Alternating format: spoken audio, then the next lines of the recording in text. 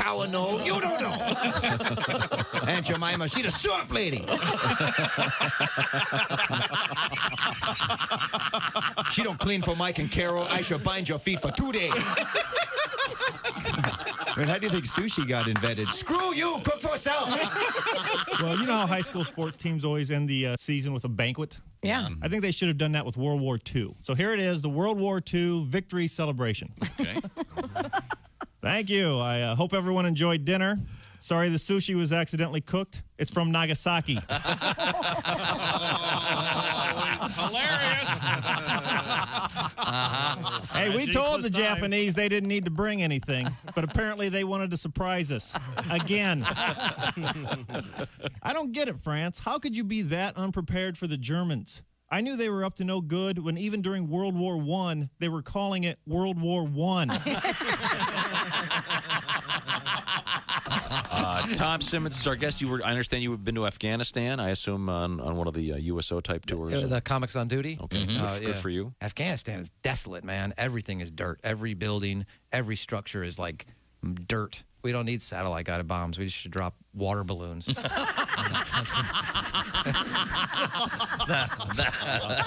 That'll muddy you. Wow. Turn that place into mud and farmland, and it'll be great. Have you run this strategic idea by the people at the Pentagon? Yeah, it'd save us a lot of money. This is positively brilliant.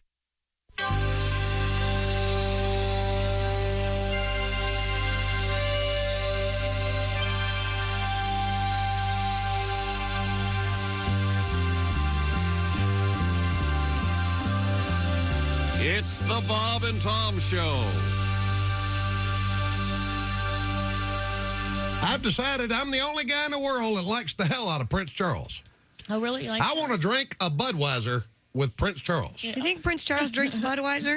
If he hangs out with me, he's going to. Yeah. Well, then he won't do either. And I'm positive that Pat Carlini and Christy both despise Prince Charles. I don't despise him. He's a little strange, but no, he's kind of a geek. Yeah. Well, yeah, because he's got big ears and he can't dance well. But the man's going to be the king of England. He's going out with his old college girlfriend, Camilla Parker Down Bowles, the ugliest woman in England. So apparently he can see past outside beauty into inner beauty, which makes him one of them Oprah Winfrey sensitive types. Yeah. Right. He could be sleeping with every woman in England. That's true. He's going to be the king of damn England. If I was king of England, I'd be sleeping with every woman in England. I'd be knocking on the door. Fred, go to Home Depot for about an hour. King of England. Good to see you. How you doing? Doug, bring your wife over in a bathing suit. Go with him. Bring me back some pliers. King of England. How you doing? Good to see you. What's the fun of being king of England if you can't sleep with every woman in England? Oh, God. King David in the Bible did that. Remember that? His big sin? He's up on the palace wall. He looks over and sees Bathsheba, the new girl next door, taking a bath on the roof. Boy, look at the breast on her. Well, it turns out her husband's a captain in your army. Well, screw him. Send him to the front. Prince Charles can ride a horse without falling off. He can ski down a hill without wrapping himself around a pine tree somewhere. Takes care of his kids. Looks good in a kilt. Yeah. And he's got to take crap off his brother-in-law in front of 5 billion people at one time at the funeral and keep a straight face. You know good and well he wanted to reach over and bitch slap that brother-in-law. We hope that the children will be raised the way that Diana wants them raised, as opposed to the way that Charles. I said, hey, 400 years ago, your nuts would be a door knocker on the Tower of London. How about you head back to South Africa and run around on your wife some more? Sell trinkets at the grave site. Get the gay guy back up there and play piano some more. I'm going to impale both of you. King England. King England. I've heard Candle in the Wind till it makes my butt hurt. King England. Oh, the amazing Tim Wilson. How about you? Hey, here it comes the Bob and Tom Show.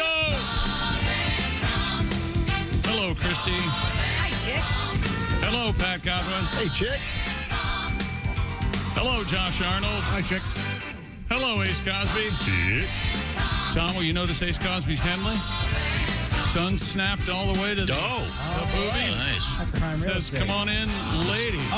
Not a hairy man. Got a scarlet just in it. I don't know how it got it. I got a couple of guesses. I do, too.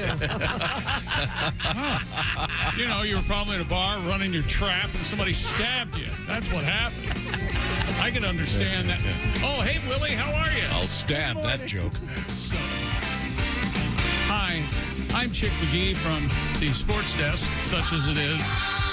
Mm-hmm. And here's Tom. Well, thank you very much. You're welcome. We began with big our... horns. Thank you very much. Our tribute to the King of England, because today... Big day. Day one of the... Jubilee. It's the Jubilee. Arise, Sirloin of beef. Water of 10. The Queen celebrating 70 years on the throne. 70, yep. Wow. First one ever. A very big deal. She just won't die. Charles has They're been waiting for a trooping while. the color parades. What does that mean? It is jam-packed over there. Yeah, it is. For British TV lovers, it's crazy. There's Street something. parties, picnics. I've always said the funniest thing on television is live reporting at an event. You know, we're here for tonight's ball drop, New Year's Eve. But the British, though, they got it. I don't know that's the accent. They just sound so knowledgeable all the time. They're in control. They know what they're... Yes, we're here. There's such and such, Wembley, Piccadilly Circle Square, and we're here. And it's amazing. Yeah, there was a period in which every Academy Award movie was just as long as it had English accents. Yes, it's Joe Dirt, winner of the Academy Award. Amazing. It is the English version. They just called it Joe Dirt, the English version. Well, no, Yes, yeah. Joseph Dirt. Joseph Filth. Yes. Joseph Filth. Yeah, lovely hairdo, really. Now, we have a couple of interesting stories about the Jubilee coming up. There's an official pudding, if you will. Yes. And there was a mistake in some of the trinkets made for the Jubilee. Jubilee's a tough one to spell. It's pretty phonetic, right? J-U-B-I-L-E-E, right? Yeah. Is it one L or two L's? One. One L. One L. They spell it with two E's here. But it's an I, not a U? It is 2 E's.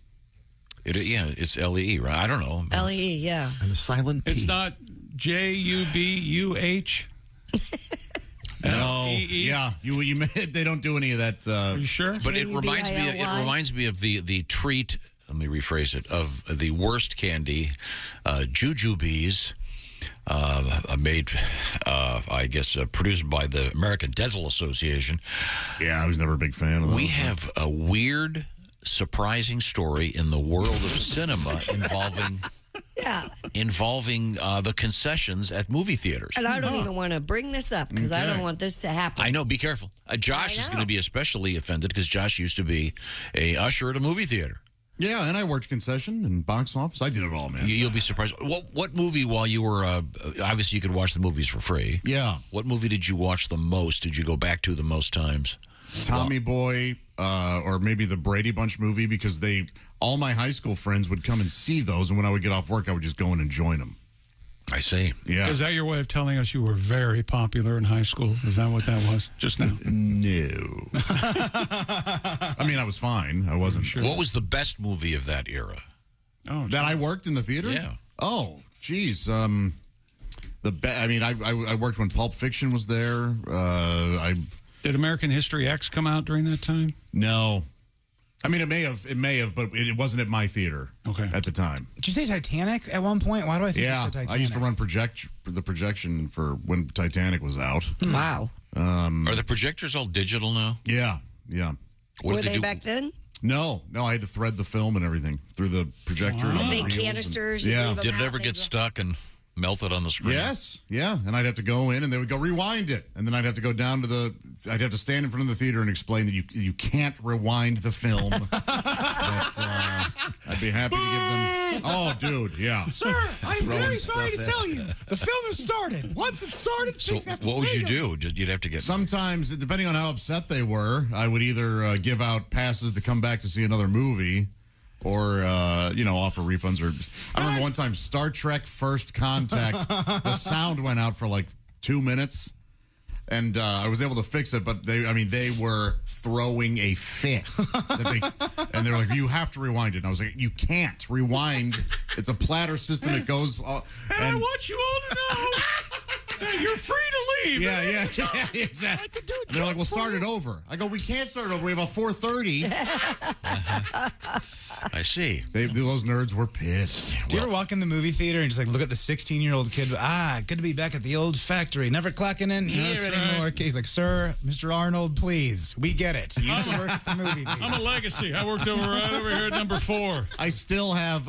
Now I walk into movie theaters and go, oh shit, look at that. That would have been picked up if I were here. Yeah, see, that's exactly yeah. I used to work at a restaurant. I'm the same thing. Well, they don't have any setups in these tables. What the hell's going on? There's no setup at these tables. Look at those salt shakers. They're filthy. If you could go back to any job you had prior to becoming a radio person, Mr. McGee. Well, I think the only job I had was with the beautiful Southland Corporation. I don't know if they still own 7-Eleven or not, but I worked there for a couple of months. Mm-hmm. You remember 7-Eleven? Didn't you deliberately lock the doors and hide? I don't know what you're trying to get me to admit to, but yes. Weren't you an elevator guy?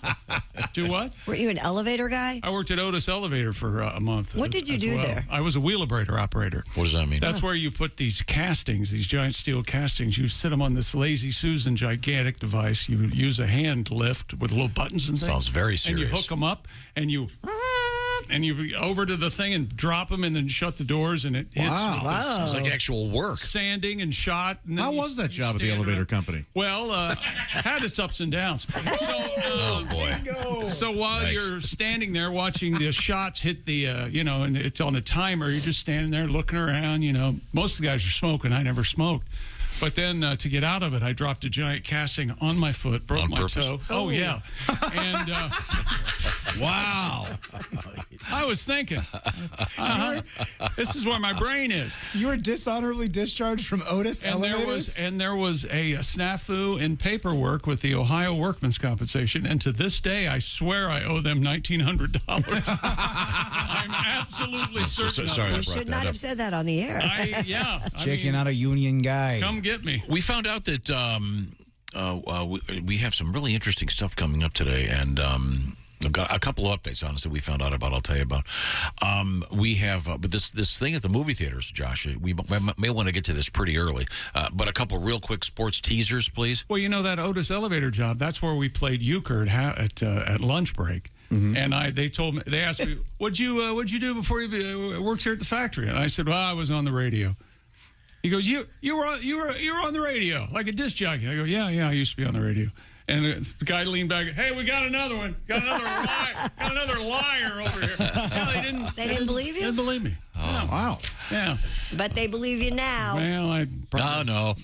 I hope they don't make the connection, especially the Ohio. aforementioned the Ohio Workers' Compensation. What's one thing I do know? Rangers won last night is what I'm going to tell you, and more updates on playoffs coming up. Okay, now when you go home, you're going to be protected in your cocoon. Yes, because of our great friends at Simply Safe Home Security. Lock it down, the compound secure, but it's not always outside forces that you need Simply Safe's protection from.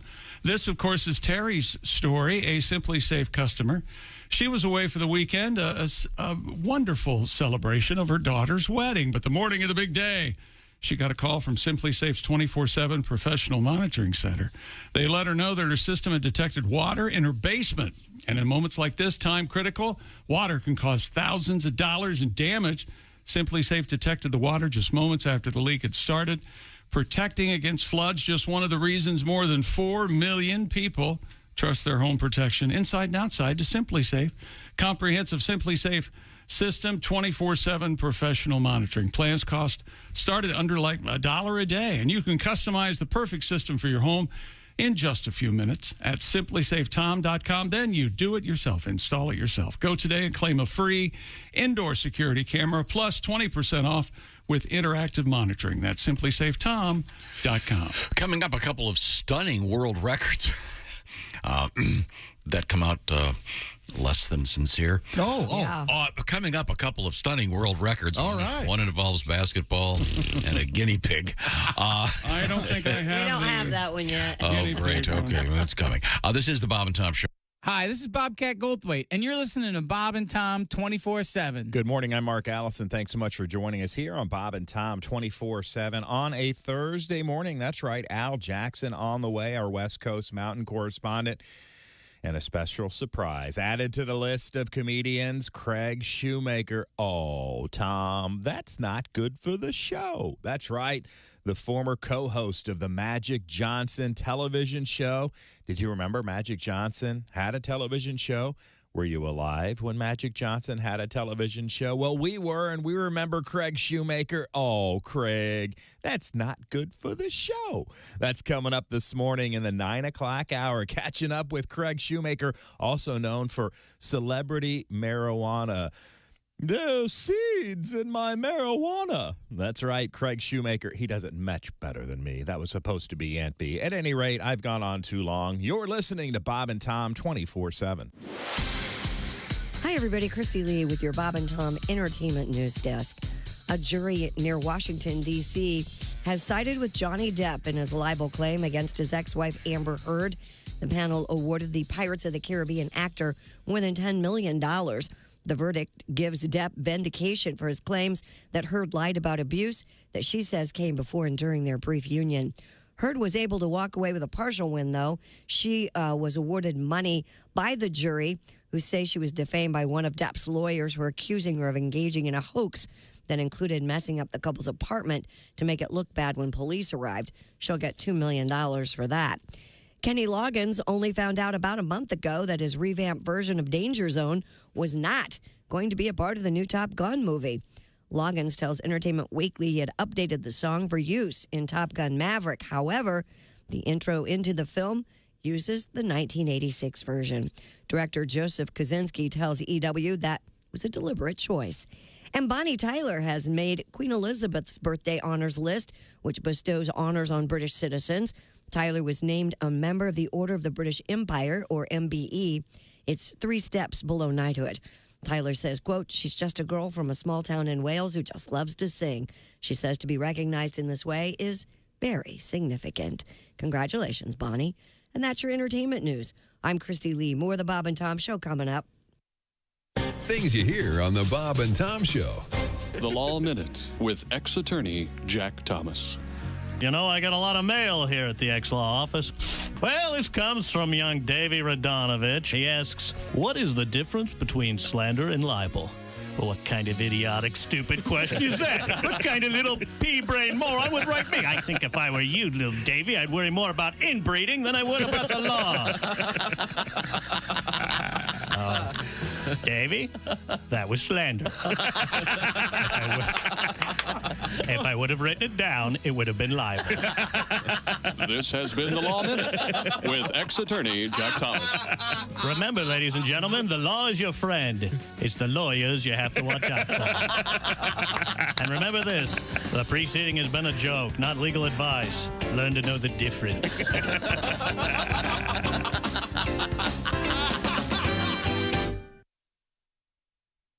Hey man, it's Donnie Baker, and the fact remains there's nothing better than being a VIP. And I don't mean like us dudes on Pervert Row at Xanadu's. I'm talking about a Bob and Tom VIP.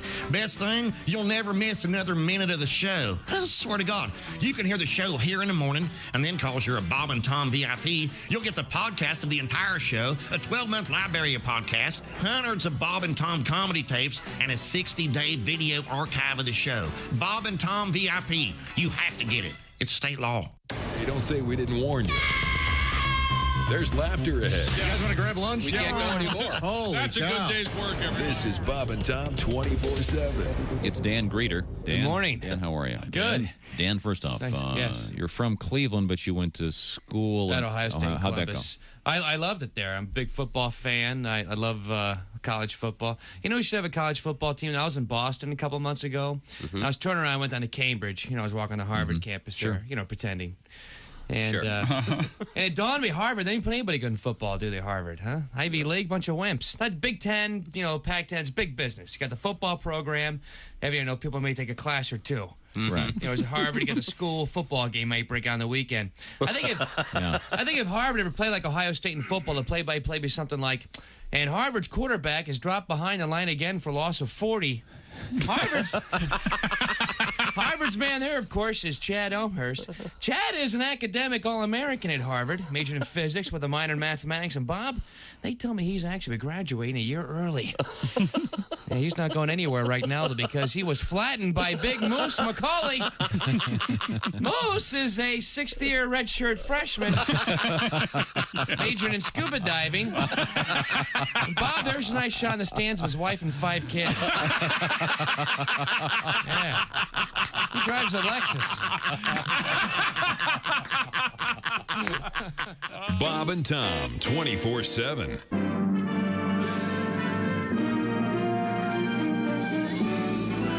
Spanning the globe to bring you the constant variety of curvy cleavage on display. The thrill of victory and the agony of defeat.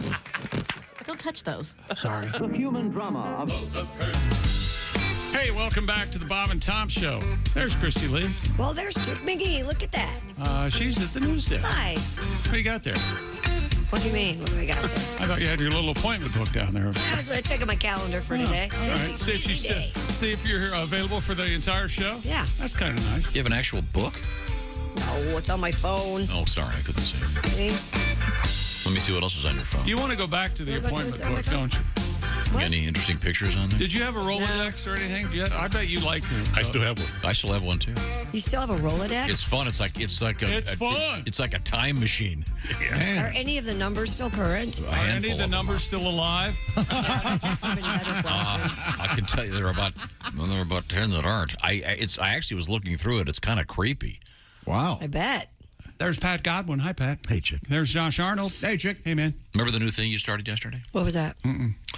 Chick McGee wanted Pat to do a song the first break every morning. Remember this? Well, I was going to do that. I was going to tell him that today because I know if we just say, hey, how about a song, Pat? He's not ready. Yeah, of course. Me. He's a perfect artist. He's been here for a couple of hours practicing something. He's not ready. Pat, you ready for something? Now, you have a new album out there. What's it called? It's called Captured Life, Tom. Okay. Now, speaking of live, you got There's Ace Cosby. There's Willie Griswold. Oh, hi. I do the intro. This is Tom speaking. Welcome back to the show. And I haven't done any sports yet, so we're not really ready to go to Pat for the song quite yet. Anything in sports breaking, if you will?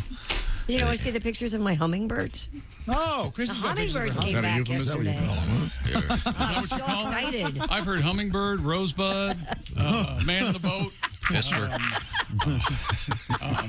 No, they're actual hummingbirds. This is National Fister Month. Hot button. Man. Is it? I hated that timing. That was the funniest thing. See, now, you say something like that, and you laugh, and everybody else kind of sort of laughs, and then later on, what is he doing in there? Does he know what month it is? I go, yeah, that's why he said it. What? If you go back like 25, 30 pictures on my phone, you're going to find the deer that was on my little front yard the other day. How many deer did you have? Just the one. Oh. Little lady deer. She's there all the time. Who is that photo for? And now, the same-sex couple who live next door to Tom Griswold. Hey, hon, look out the front door. Oh, no. He's taking pictures of deer again. That wacky breeder. That's what you get for messing around with those women. Got something for you, fellas. Mr. Fister. Oh, Mr. Fister. Hey, dads. That's a little insensitive. I'm so glad I have two woke gay dads like you guys to back me up. Look at, he's still laughing. I know he is. He's having fun over there, ain't he? So at what point when you saw the PSA announcing what month it was, did you say, I'm going to play this tomorrow? No, I was playing everybody will laugh. We have Mr. Godwin. Did you decide what you want to play, Pat? Shut up! I have, but we have a little sports. NHL last night. Don't Game care. 1 of the Stanley Cup. The New York Rangers, James Gandolfini's Michael's son's favorite hockey team. Oh, now I'm going to watch. Yep, the Rangers and Philip Hedl. He scored twice. Rangers 6-2 winning last night over Tampa Bay, the two-time champions. How does he spell Hedl? Oh, you don't want to know, dude. Ready? Chytil. Oh, I thought it was an Hedl. You see that from time to time. Hedl. Oh, yeah, like Ken Herbeck. Yeah, no, That is not enough confusing. consonants. Yeah. Game 1 tonight between the Avalanche and the Oilers, and Boston and Golden State get underway. tonight with Game 1 of the NBA Finals. Now it's time for... Can I see your hummingbird pictures? Talk with Pat, I'm sorry, I was bored there. That's I have a question. I believe it's game 2. I have a question for Josh. Yes. Is it Game 2 tonight? With No, you have a bird. You have a bird feeder. Yeah. And you have a hummingbird feeder. Yes. Do songbirds look down on hummingbirds because they don't know the lyrics? There's mockery. Mockingbirds? Yeah. He's laughing. Yeah. He's Mock. laughing like it's a joke. Do your hummingbirds, are they frightened by the other birds? They don't seem to be. No, they don't seem to care about the bees. Did I wake up on Lake Wobegon? Because my hummingbird feeder is right by the bird bath. Sometimes there's quite the party out there. Come on, when you see when you party by the bird bath. Oh my God, the bluebirds have like this huge. They all have to bathe together. It's the most kinky. I was down at the general So, store. Pat, you've had plenty of time to stall. Sugar water. Have you got something you want to feature from the live album? Yeah, this is a coincidence. This is called The Queen. The Queen celebrates her Jubilee, attending dinners and recitals, private meetings with her second son, stripping him of titles. Prince William's making babies. Will he ever get to be the king? Harry and Meghan are in the States, saying nasty things. Oh, Her Majesty likes her gin and walking her corgis in the Highland. Andrew stays at home these days after his trip to Epstein Island. Oh, the Queen is on the money and a kingdom she controls. Prince Charles plays polo whilst Camilla Parker bowls.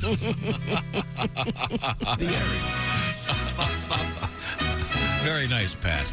Nice fitting tribute. Have they renamed Epstein Island yet? They have to have. Okay. I would hope. It's got to be a branding issue. Yeah, I think bomb turn that into some kind of a destination resort. People would go, don't you think? I think they would. Yeah. Sadly. Well, it looked beautiful. Plus, you had all those little girls running. Oh my God. They're barely dressed. Yeah. Pretty awesome. Pretty loose when it came to checking IDs. Well, didn't you say, Christy? Anybody can get served booze. Your daughter's in the United Kingdom, right? I was that was one of the things I was doing. I was seeing if she was partying with the Queen today. And she said she was on her way to a restaurant because everybody else is out on the street. Oh, there you go. Are they do they tailgate out there? Is that like an Alabama football game over there? Is that their version of that? Is it a holiday? It's a 4-day celebration. Started deal. today. Yeah. It's a very big deal. A banker's holiday, as they say. It's my favorite place on earth, and Josh lived there for 6 months? Yeah, semester, yeah. And he mentioned, you were talking about going to the sinister place. Yeah, the best place in England that you visited or toured? Oh, one of the best things I did was the Jack the Ripper tour. Yeah, Sophie's doing that. She's so excited. Good. That's a walking tour? It is, right? All through Whitechapel, and they take you right to... the spot. Yeah, I mean, these spots, it's crazy. Did this guy have a theory about who Jack the Ripper was? Yeah, he offered up a couple... throughout, they would offer up a couple theories, and then he did say who he thought it was. He thought it was this physician from back in the day, but very exciting. It was cool. I'm sorry, we have thank you, Pat. By the way, Pat's album is called Captured Live, one of several Pat Godwin albums out there, and it's nice that it's number one in the comedy charts. It's very good. Speaking of comedy, we have a special charity show that we'll be doing. Details are posted at bobandtom.com. But right now we return to the sports desk. Is that correct? Yeah, that's right. The Avalanche lead that series 1 game to none. Game 2 tonight. Thank you, Josh. Sure, thank you. NFL, the Arizona Cardinals quarterback Kyler Murray returned to the practice field yesterday after a couple months of drama. You remember Kyler. He purged his socials of everything that mentioned the Arizona Cardinals. Oh, did he? He was in a snit.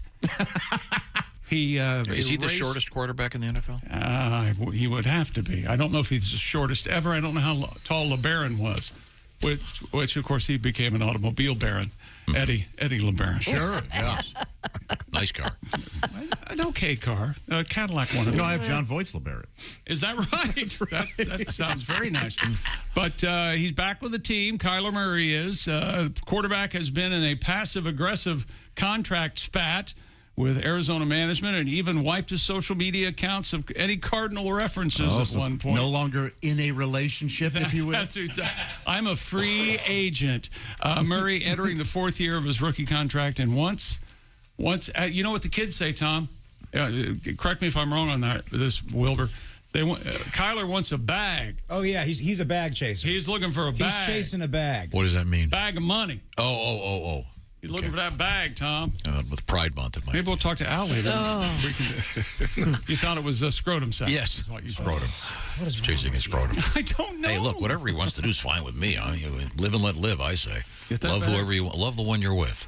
Really? Is that what How do you think said? Steven Still's girlfriend felt about that? Pretty bad. I don't think she liked it. I don't think she stuck Weird around. sentiment. Not a cool song. There's a really bad version by the Isley Brothers, by the way. Very really? rare misstep. I would say so. How dare you? Have you heard that version? Yes, Oh, it's stinks. fine. No, it's not good. Oh, I've got to hear it. Got to hear it. The Isley, I love them. Sorry, I'm sorry. Back to you. You know how I feel about Steven Stills. Steven Stills and Robbie Robertson and all those guys should have dinner together and then have a murder party. Steven Stills is one of the most underrated guitar players in the history of rock and roll. They don't look like they have much fun, do they? No, they don't play And charades. Don Henley's got to be there. Steven Stills is a huge NFL fan. Can men have resting bitch faces? Because those guys. Absolutely. Oh, yeah. Don Henley, especially. Don Henley for King sure. of the world. Well, he's sad. The world. He's sad. The world What's sucks. he got to be sad about? I bet he wouldn't be Turn sad. the news on. I bet The he. world's pretty amazing, I bet he especially wouldn't when be you're a rich rock star. Yeah. I bet Don Henley, if he were sitting here right now, couldn't be sad if he heard this. There's no way. You mean if he heard? I don't know. What would make him happy? Wow. I think old Don would. I think I just cheer him up a little bit. There are a lot of funny things going on in the world. And then he would say, "That reminds me of Felder." I can cheer you up right now. Wolfman, how you doing? Hello there. Oh, it's good to see you. That's it. Well, That would have cheered me up. there. Okay, now you're talking. Actually, somebody emailed me the entire catalog of the Subaru Golden Retriever commercials. Oh, did they really? And I'm so excited. Those are fun. It's Mr. and Mrs. Golden Retriever taking Puppy to first day school. Hilarious. And a hot poodle walks in front of the car. Daddy Golden's looking at the poodle. The mom just not careful. That's great. Anyway, back to you, Tom. But we've been talking about these call signs because of the movie Top Gun. Mm-hmm. Oh, yeah. And we've been kind of playing with the idea of giving us all call signs. And some of them are very, very good. Here's another suggestion for Christy. Have you found one that you like already? No, I mean, I don't care. You guys call me whatever you want. No, I mean, and typically... Just don't call her late for dinner because she's hungry. Well, that's the suggestion. Oh. Her Be call hungry? sign should be hungry. I'm hungry. I'm hungry. You know what? Later on, I'm hungry. Okay, sorry. we're going to have to be reminded that it was allergy season when she recorded that. That's how we got that voice out of her. I love it. You know what? It makes me think that she's let herself completely go and she's stuck in a bedroom upstairs. And we're like sort of living frightened on the bottom floor. And every now and again we just hear that coming from the... I'm hungry. It's your turn, man. She hits the floor with a broom. Bang, bang, bang. And There's become just a witch. 5 air fryers going at the same time. The sheets have grown into my skin. I fused to my bed. I can't get up to poop. Well, that's horrific. Here we go. This is from... He takes anything and just... It's all over. That's That's my old what man. happens to those people. No, to some. We yeah, know, it can happen. yes. For some They can people. fuse to the furniture. Yes. That's rough. They have to take a wall out to remove them to get them to the hospital. I love that. The phrase, that's what happens to those people, no matter what you're talking about, it should be banned. Yes. Hey, that's what happens to those people. Okay, this is a good one. I like this guy. This guy is a Army Black Hawk gunship pilot. No This kidding. guy's a badass. I would transport troops into and out of hot spots while providing cover fire. Years ago, my CEO gave me the call sign lift ticket. That's great. That is great. That's cool. Thank you, Jason. Thank you for your service, sir. Yeah, That's thanks. a badass man. Thanks I to get all the our feeling servicemen and women. that you want to do that with the excitement and enthusiasm you read that letter. You'd like to be that guy. This You guy. would? There's no way Tom could do that. I could never be a pilot of any kind. I could never do it. I think that he just wants a ski-related nickname. I think that's. Oh, that's no. I didn't even think of it that way. Lift No. ticket. This Yeah. guy's Lift a ticket? badass. That's such a badass name. Yeah, and that's one of the scariest things. Flying a helicopter is tough enough. Doing it while being fired at, even more difficult. Well, doing We can call you Mogul. Mogul's not bad. Yeah, but I hate skiing on moguls. What about gondola? Because a gondola is like the lift, but you're inside. You're protected from the weather. You can look at your like phone. that. Pretentious, has a little bit of a foreign feel to it. Black Diamond. Isn't that a Kiss song, Black Diamond? Ace, I think Ace, that fits you even better. Black Diamond. Oh. How about Black, hard? What do you? How about Bono? That might be wishful thinking. But not Bono. No. Bono. Yeah, Right. I like that. Have we ever that infers that you're not going to. That's not good. You don't want that. Okay, sorry. We'll keep on looking for call signs. Hey, look, it's the Isley Brothers. Love the one you're with. Are you ready? It's not bad at all. It's just I was hoping for more Isley. And They're less. just redoing the original. Sorry. And the original's not always the best. I give you Joe Cocker. Yeah. With a little help from my friends. It's pretty hard to out-Beatle a Beatles song, but he did it. So I don't know. There's our Beatles reference for today. There Congratulations. it is. Early in the show. We can stay on the air. Okay. Hey, getting back to the Queen celebration. The Jubilee. Yeah, I'm You know, watching the it live Beatles, on BBC. Guess what? Are from England. They apparently don't have bags on the horses, if you know what I mean. The street is littered. No, that's from the Queen. Yeah, she's a woman of a certain age. Yeah. So somebody's just going to one clean all that up. Just one of the many reasons you're not king over there. Because you would insist on that. The world is my toilet. And no one would be allowed to say anything. Did you see the... You'd bring back beheadings. You'd... Prima nocta. Oh, yeah. Come here, dear. Happy wedding. Oh. What was the thing about the Queen? Was it called the Queen? What was it? The big... Crown? The Crown. I watched some of that. It was really well done. Yeah, very good show. Like when they were in the jungle and stuff, all the people would turn around so the Queen could, Sure. Ah, yes, the jungles of England. Use the royal loo. Beautiful this time of year. On and on. They left a lot because they were trying to, possess other people's land. No, I understand. Yeah, that is funny when you're like, why is there such good Indian food in London? And you're like, oh, imperialism. I got it. That's it. Right. That's how you get it. Hide behind the church, stuff like What's that. the name of the movie that with the Queen and the Indian fella? That's a great movie. Great movie. What's it called? The 100-yard walk or something like that. Yeah, something like that. It was really good with the cook. Queen, the touchdown. The Queen and the Indian fella. Yeah, I don't know what they're talking about either. They were best friends. They became best friends. Oh, I know what you're talking about. Oh, and I had the wrong movie. I'm sorry. It was a wonderful film. Yeah, not the one about the cook. No. Okay. Well, speaking of cooking, a perfect segue. Thank you, Josh. You're very welcome. I'm very good. It's time to talk about prescription drugs. He's very good. You can't cook them at home on your own. No, you can't. No, you got to go get them at the drugstore. You're not. That's right. If you're cooking them at home, you're doing it illegally. If you're a DIYer, I gotta cook. I can't stay. I gotta go cook. Hey, I can't afford Tesla. I'm going to make it myself. No, you can't do that. You've got to get the real stuff. That's where GoodRx comes in because you can save huge amounts of money on your prescriptions. GoodRx is a free app. We get love letters. I've got a stack of them right here. Let me grab this one. It's from Chris. Listen to your show every morning. Let's see, GoodRx. My medication is $600 a month with insurance. It dropped to $300. With GoodRx, I pay $74. Tell me more, Christy. That's right. With GoodRx, you can instantly compare prescription prices at pharmacies right in your neighborhood, like CVS, Walgreens, Rite Aid, Vons, Walmart, and more. They're going to find you discounts that could save you up to 80%. GoodRx is free. Did you hear that? Free. It's easy and works whether you do or do not have insurance. And even if you have insurance, GoodRx may actually beat your copay price. So for simple, smart savings on your prescriptions, check out GoodRx. Go to goodrx.com/Tom. That's goodrx.com/Tom. GoodRx is not insurance, but can be used in place of insurance, Medicare, and Medicaid. In 2021, GoodRx users saved an average of 81% on retail prescription prices. In celebration of the Jubilee, I have brought in Cherry's Jubilee. Oh. I hope you all enjoy it. Don't light that on fire. What? Run! What are you supposed to say when you set stuff on fire? Opa? Is that it? The Greek thing? I love that sound.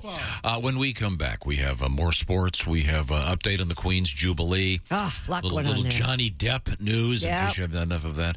Rats the size of cats no. in the news. Or is cats the size of rats weirder? I don't know. And are they in your home right now? We'll be, stay tuned. And something fascinating at the movie theater. Josh, this is going to, as someone who used to work in a movie theater, you're going to be very interested in this story, Okay. I promise you. This is the Bob and Tom Show. Text us at 888-262-8661. More Bob and Tom next. State law.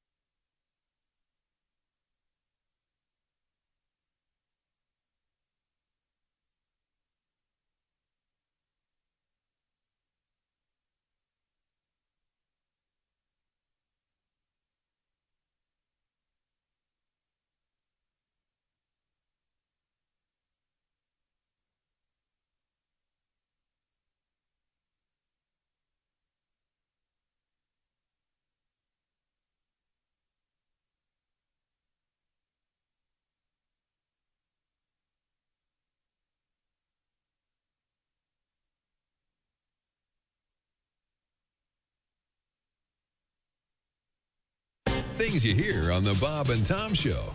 All right, this magician, he gets his job on a cruise ship. So he's working this cruise ship, and he does his act every night. In the front row is the captain of the ship with a parrot on his shoulder. So every night he does his act. Well, by the third night, the parrot starts figuring out this magician's act. So he starts heckling the magician, and it's in his sleeve. It's under his hat. His assistant has it. So that night, they hit an iceberg, and the ship goes down. The magician wakes up floating on a piece of driftwood, and the parrot is sitting on the end of the driftwood, and they stare at each other for 2 days and don't say a word. They just look at each other all mad.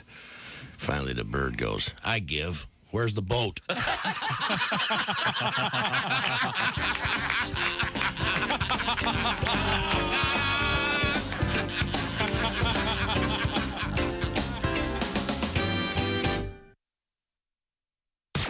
You're listening to Bob and Tom 24/7. That's awful. Awful entertaining. Central Morning Radio. This is Bob and Tom 24/7. 24/7. 24/7.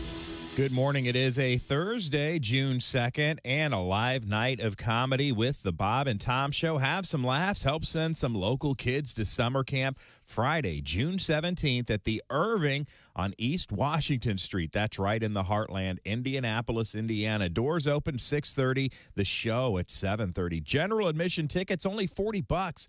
You can get limited VIP tickets for $100. Be up close. Meet the folks. Performances by Willie Griswold, Jeff Oskey, Josh Arnold, and my gosh, the #1 comedy album in the country, Pat Godwin, will be appearing and playing his guitar as well. For tickets, go to bobandtom.com/comedy show. Again, that's coming up Friday, June 17th. If you're in the Indianapolis, Indiana area, the Irving Theater on East Washington Street. Again, tickets just $40. bobandtom.com/comedy show. Good morning. I'm Mark Allison with things you may have missed. An unusual story across France. More than 300 people have reported being pricked out of the blue with needles at nightclubs or concerts in recent months. Doctors and multiple prosecutors on the case. No one knows who's doing it or why, and whether the victims have been injected with drugs or indeed any substance at all.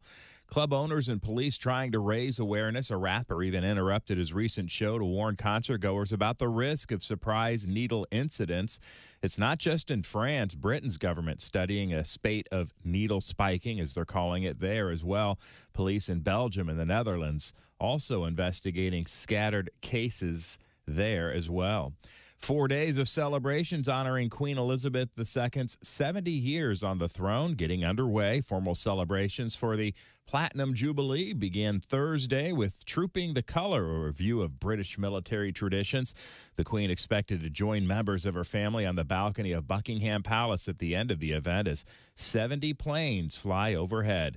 The 96-year-old Elizabeth is Britain's longest reigning monarch and the first to serve for 7 decades. During a 4-day holiday weekend, neighborhood organizations expected to hold street parties around the country in celebration the Jubilee, giving people a chance to reflect on the huge changes that have taken place during the Queen's reign. And that's a look at things you may have missed. More of the Bob and Tom Show coming up. Hey, Shooter, it's Kenny Tarmac. Hey, we just landed. I'm an ORD, just got in from TPA through ATL. And hey, guess what else just landed? The Bob and Tom app. I know. Now, thanks to the Bob and Tom app, even if I have to go all the way from Foxtrot 20 down to Alpha 4, I can still listen live, see their videos, find an affiliate station, use the alarm, and even send a message. This is Kenny Tarmac signing off and reminding you, everything I touch turns to soul. Hey, everybody, this is Jimmy Pardo. You recognize my voice from the show and my face from television. You are listening to Bob and Tom 24/7. Has this ever happened to you? Scalpel. Clamp. Knife. Ow! Hey! What the? Ah! Waking up during an operation can be both traumatic and painful. Did you know that you have a choice when it comes to choosing an anesthesia? Introducing Ed Padural's Anesthesia City! Anesthesia City! Hey! Eddie Perdural here. When you need to get gooned on the goofy juice, it really helps to shop around. And there's no better time than now, as we're getting giddy at Anesthesia City. It's our once-a-year Malaise Days. Malaise Days! Bring in your Zoo Book coupon and we'll knock off an additional 50% on scratch and dent ethers, pentathols, and nitrous. Anesthesia City! And oh yeah, free balloons for the kids. Hey, if they're real young, make sure they don't suck on any of that balloon air. You know what I'm saying? Anesthesia City! Open every day, 10 until 10. 9. I'm Ed Perdural saying, so, what's it going to take for me to put you in a coma today? All day, all night, all Bob and Tom. This is Bob and Tom 24/7. .net. See you this weekend. Hey, welcome back to the Bob and Tom Show. Christy Lee at the news desk. Oh, hello, Chick. Hey, Pat Godwin in the performance room. Hi, Chick. Uh-huh. There's Josh Arnold at the sidekick chair. Hello. Yo, there's Ace Cosby. Hey. Manning the track phone hotline hot phone. There's Willie Griswold. Hey, man. I'm Chick McGee, Isley Brothers fan for life. And here's Tom. I like the Isley Brothers. I'm just saying that their version of Love, the one you're with, doesn't really do anything to... It's okay. One man's opinion? It's all right. We can disagree. Most people afraid to have an opinion. They're lemmings. Just jump off the cliff with everybody else. Okay. I'm sorry. Who are you mad at? I don't know. Yeah, I don't know. Everybody agrees with you, or at least they act like they do. And I got a new call sign. Okay. Once again, we're trying to give call signs to everyone here in the staff. Do we have a good one for Ace yet? I don't. Punchline, maybe? If I had it, I immediately put it out of my brain. Okay. What about sweater? Oh, is it Mr. Right? Mr. Right? Mr. Right. Mr. Right. Oh. Jokester. His name Joker. Ace is perfect. Here's what for Mike Mark from our staff. His call sign should be whatever. Yeah, That's a good one. perfect. That's a good one. Got an obscure request here. I don't even know how to react to this. This is from Allie. She goes, I'd love to hear anything involving Chick and Josh doing Silence of the Lambs. Oh, that is well, good. I'm not sure that's possible. Dr. Lecter, the Bob and Tom show's on. Can you turn it up, please? Yes, the show, the Bob and Tom Show. On mornings, weekday mornings. You want me to go get breakfast? We live together now. You want it up, the volume up. Yeah. Tell me his name. Loud. Miggs. Hey, I hate to cut in, Dr. Lecter, but if someone wants to send a text to the Bob and Tom Show, how do they go about doing that? They want to go to bobandtom.com/ I mean, Bob and Tom at bobandtom.com. That's technology confuses. That's an email. Text is what we're looking for. I'm a bit of a Luddite, you see. Oh, text? That would be 888. We're talking to Dr. Lecter, not Josh. 888. I don't think I wavered from the accent. Tom, you should come back tonight. Boy, would I like to have you for dinner. We're having a couple of friends over for dinner. Why don't you can text join us at 888-262-8661. Oh, yeah. There it is. You nailed it. 5'9", 240 pounds. Said his name was Raspel. May have lied.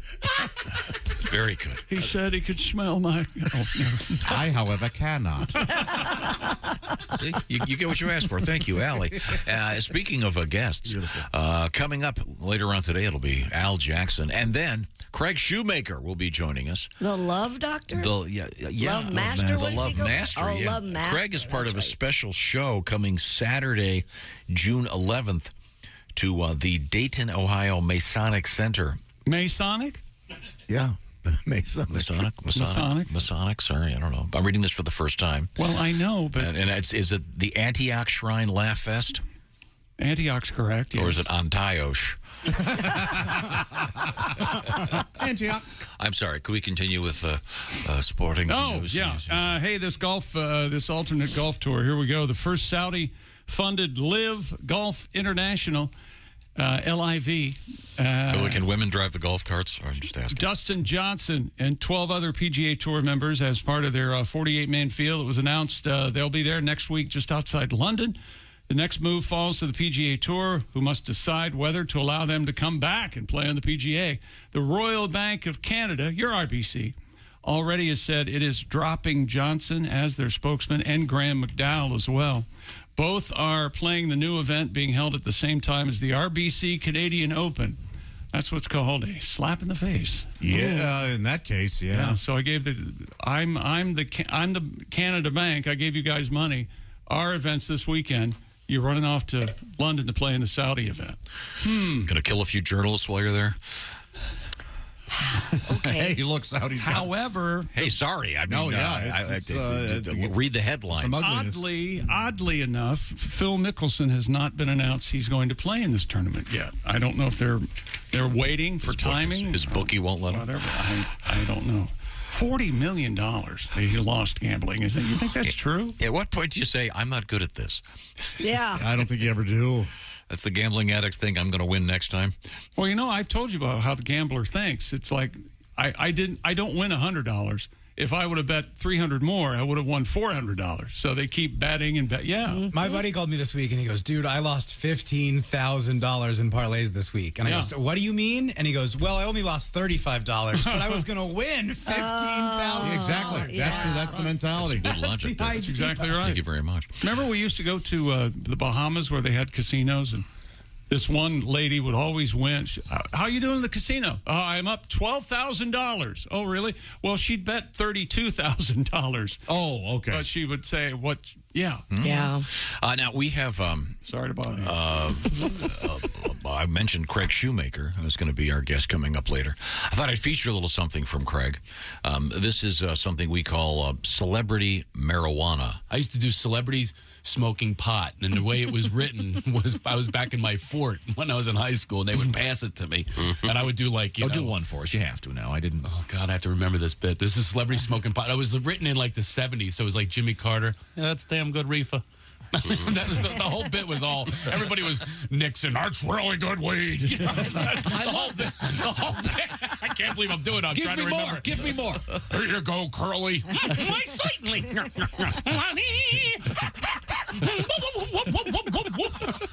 I can't believe I'm doing this.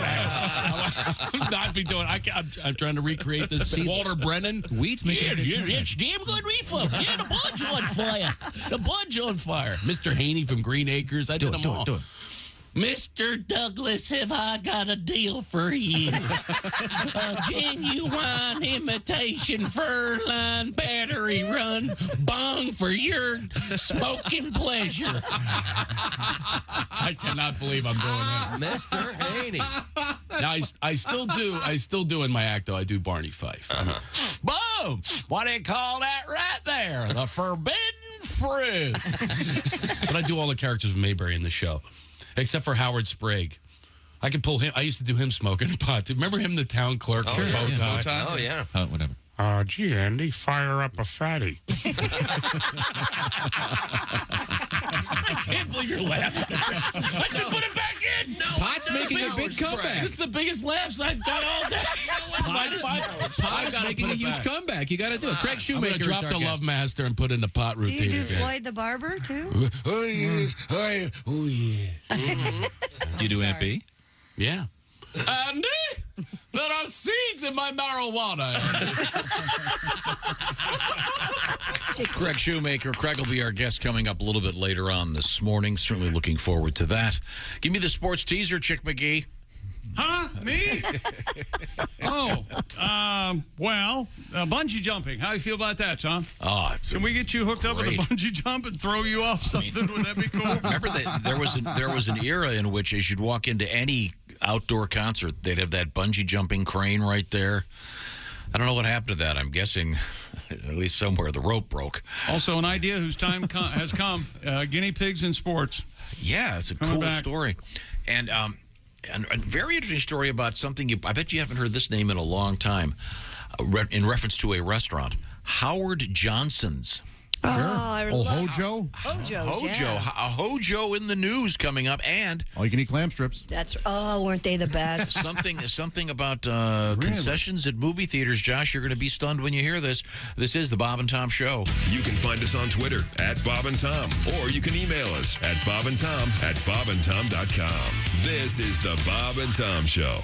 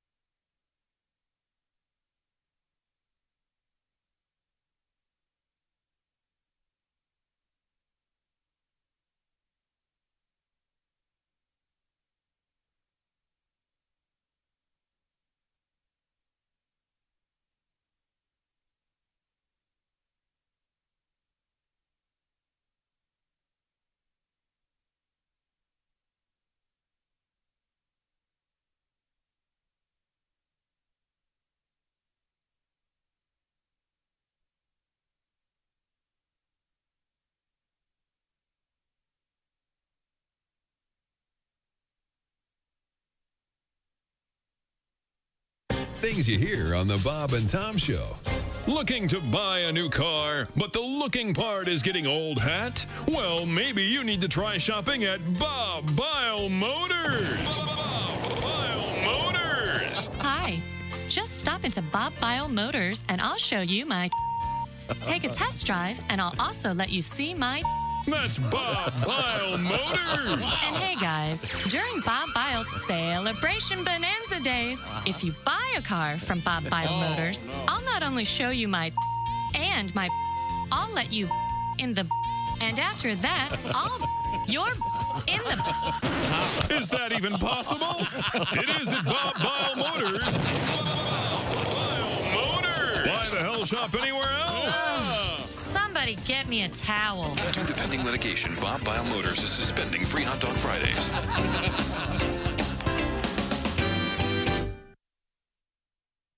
Bob and Tom, 24/7. Hey, by the way, if you're in the Little Rock, Arkansas area, don't forget Greg Warren is in your town at the Looney Bin tonight through Saturday night. Little Rock, Arkansas is the place, the Looney Bin Comedy Club. Visit GregWarrenComedy.com for more. Greg Warren, friend of the show, also known for the Warren Report. Fortunately, we have it on Mondays, and we had Memorial Day this week, a holiday weekend, and so Greg will be joining us again coming up next Monday with another edition of the Warren Report. But for those of you in Little Rock, Arkansas, don't forget, you can catch Greg Warren live on stage. And really, let's be honest, that's the place to see him. The Looney Bin, Little Rock, Arkansas. Again, GregWarrenComedy.com for more. Rolling through a Thursday, Al Jackson and Craig Shoemaker on the way. Hi, everybody. Christy Lee from the Bob and Tom News Desk. President Joe Biden says he was not briefed on the prospect of nationwide shortages of infant formula for about 2 months. and he acknowledged the strain on families as his administration struggles to address the situation. However, company executives in a meeting Biden hosted from the White House told the president they knew the effect of a shutdown of a major production plant in February would have on the U.S. supply almost right away. And the number 2 executive at Meta is stepping down. Sheryl Sandberg is leaving after serving with the company that owns Facebook for 14 years. She joined Facebook from Google, doing so 4 years before Facebook went public. And imagine going one-on-one with a mountain lion in an otherwise empty building. A custodian in Northern California high school didn't have to imagine it. He lived it. The custodian was able to spirit the mountain lion into an empty classroom where it was kept confined. There were no students or staff inside Pescadero High when the big cat strolled onto campus. The animal, described as lost and scared, was removed by federal wildlife officials who returned him to his natural habitat. And that's your news. I'm Christy Lee. More of the Bob and Tom Show on the way. Hi, this is Augie Smith. You're listening to Bob and Tom 24/7. She's the love of your life, and you want to make her feel special on Valentine's Day. Gentlemen, if you're looking for a romantic gift this Valentine's Day, then Frigamall Florist has the gift for you. It's our I know I'm not going to get any for a month unless I send you some flowers bouquet. Yes, for just $59.95, you can send her the I know I'm not going to get any for a month unless I send you some flowers bouquet. The I know I'm not going to get any for a month unless I send you some flowers bouquet proclaims your lust for her in the most romantic way possible. The bouquet of lovely fresh flowers says, let's do it, and my loins ache. Your wedding vows didn't include a vow of chastity, but you're not going to see any action unless you act now. So pick up the phone and order the I know I'm not going to get any for a month unless I send you some flowers bouquet right now. That's the I know I'm not going to get any for a month unless I order you some flowers bouquet. With one phone call, you can cover your ass and get some ass. It's a win-win.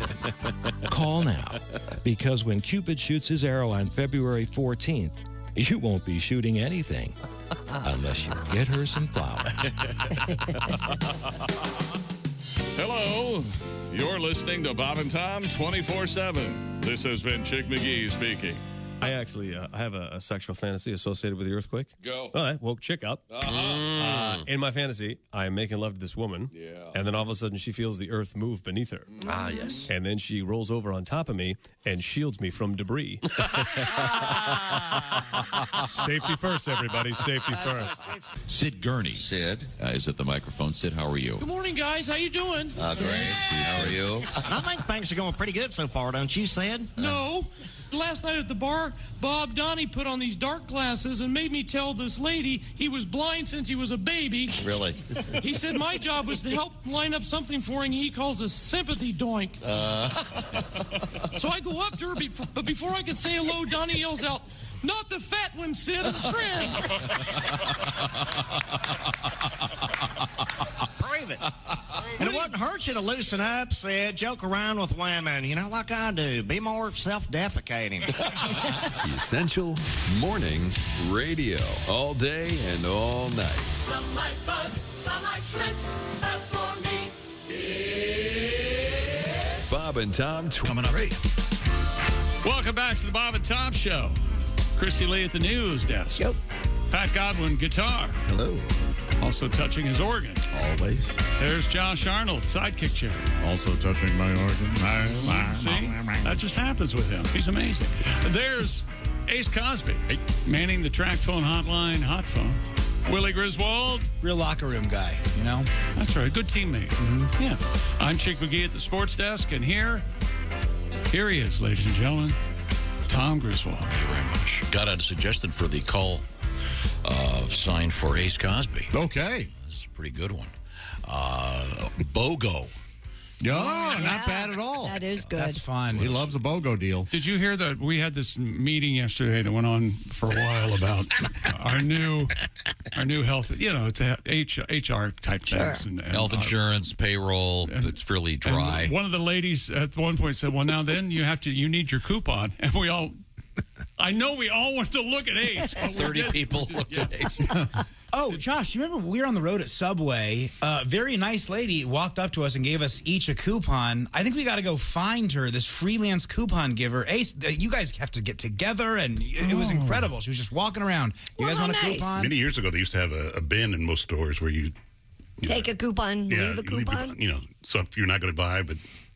Is that where you'd go to meet the chicks? I see what you're saying. So if I don't like this particular spaghetti sauce, I can throw the coupon in there, and you might like it. You pick up the coupon. Save it forward, if you will. Oh, nice. So would you look at it and go, yes? On an episode of Extreme Couponing. Oh, yeah. No. I want to know everything about it. They showed a woman who actually would go dumpster diving every Sunday. Give people newspapers and coupons. Now that's madness. Do you have a notebook, a loose leaf notebook, or that you keep all your coupons? I had a little fan out thing. Oh, a flexible filing system or something, I guess? Accordion file? Yeah, that's it. This is embarrassing. So anyways, thank you, BOGO. Coming up, the BOGO Ace Cosby joke of the day. Oh. You look forward to that. Brought to you by our friends at Omaha Steaks. Oh, that's right. It's the grilling season. This is all stereotypically impossible. You know that. What you do, Ace. What do you mean? What? Well, live a complete life. Look at him. He's a man about town. He's a dazzling young urbanite. Sure. How is he collecting coupons? It just doesn't go. Now, you know what? I make fun of him, but. Yeah. Oh, he's looking for coupons at a major department store. We have all benefited from his coupon. He's cashing out. I know I've gotten a can of ravioli from the man and some other enjoyable Oh, yeah, treats. you brought me those Cheetos, the Flaming Hot mac and cheese one morning. That was very nice. Those are good. Well, thank you, BOGO. It's back to the sports desk, please. Yes, it is, ladies and gentlemen. And now, Stupid world record. it will be a French record. Oh, oui. A French man from France land has broken the Guinness World Record for the most bungee jumps in 24 hours. Boy. François-Marie Debon. She sure like Debon. Debon. It's a gentleman. Do you like Debon, Tom? François Debon? He made like him? 765 jumps at the Highland Fling Bungee in Scotland. In one day. How many? 765. That's crazy. That is I feel crazy. bad for the people counting. Hey, I was hoping he'd hit the ground in 300, for Christ's sake. Man. Boring. He's 44 years old, and all he had to do was beat the previous record of 430 in just 12 hours. Wow. Yes, Tom. I have a question. So he breaks the record at 430. Yeah. Right? He's got, if let's just say on 432, the cord busts and he kills himself. Right.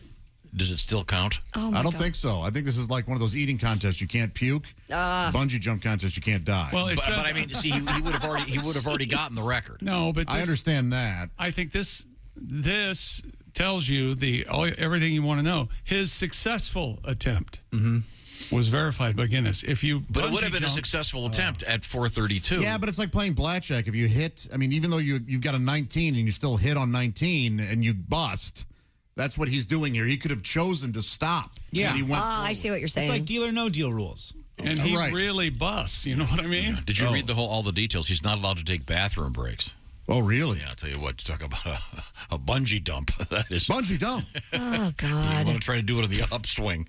that way it hits the crowd. Do you just have uncontrollable bowels? Is that what's going on over there? I've said it before. I'll say it again. When he goes to the smallest room in the house and does the most private of functions, he just sits there and giggles for the entire. Tom does have irritable bowel syndrome. When bowels aren't mentioned within 60 seconds, he gets irritable.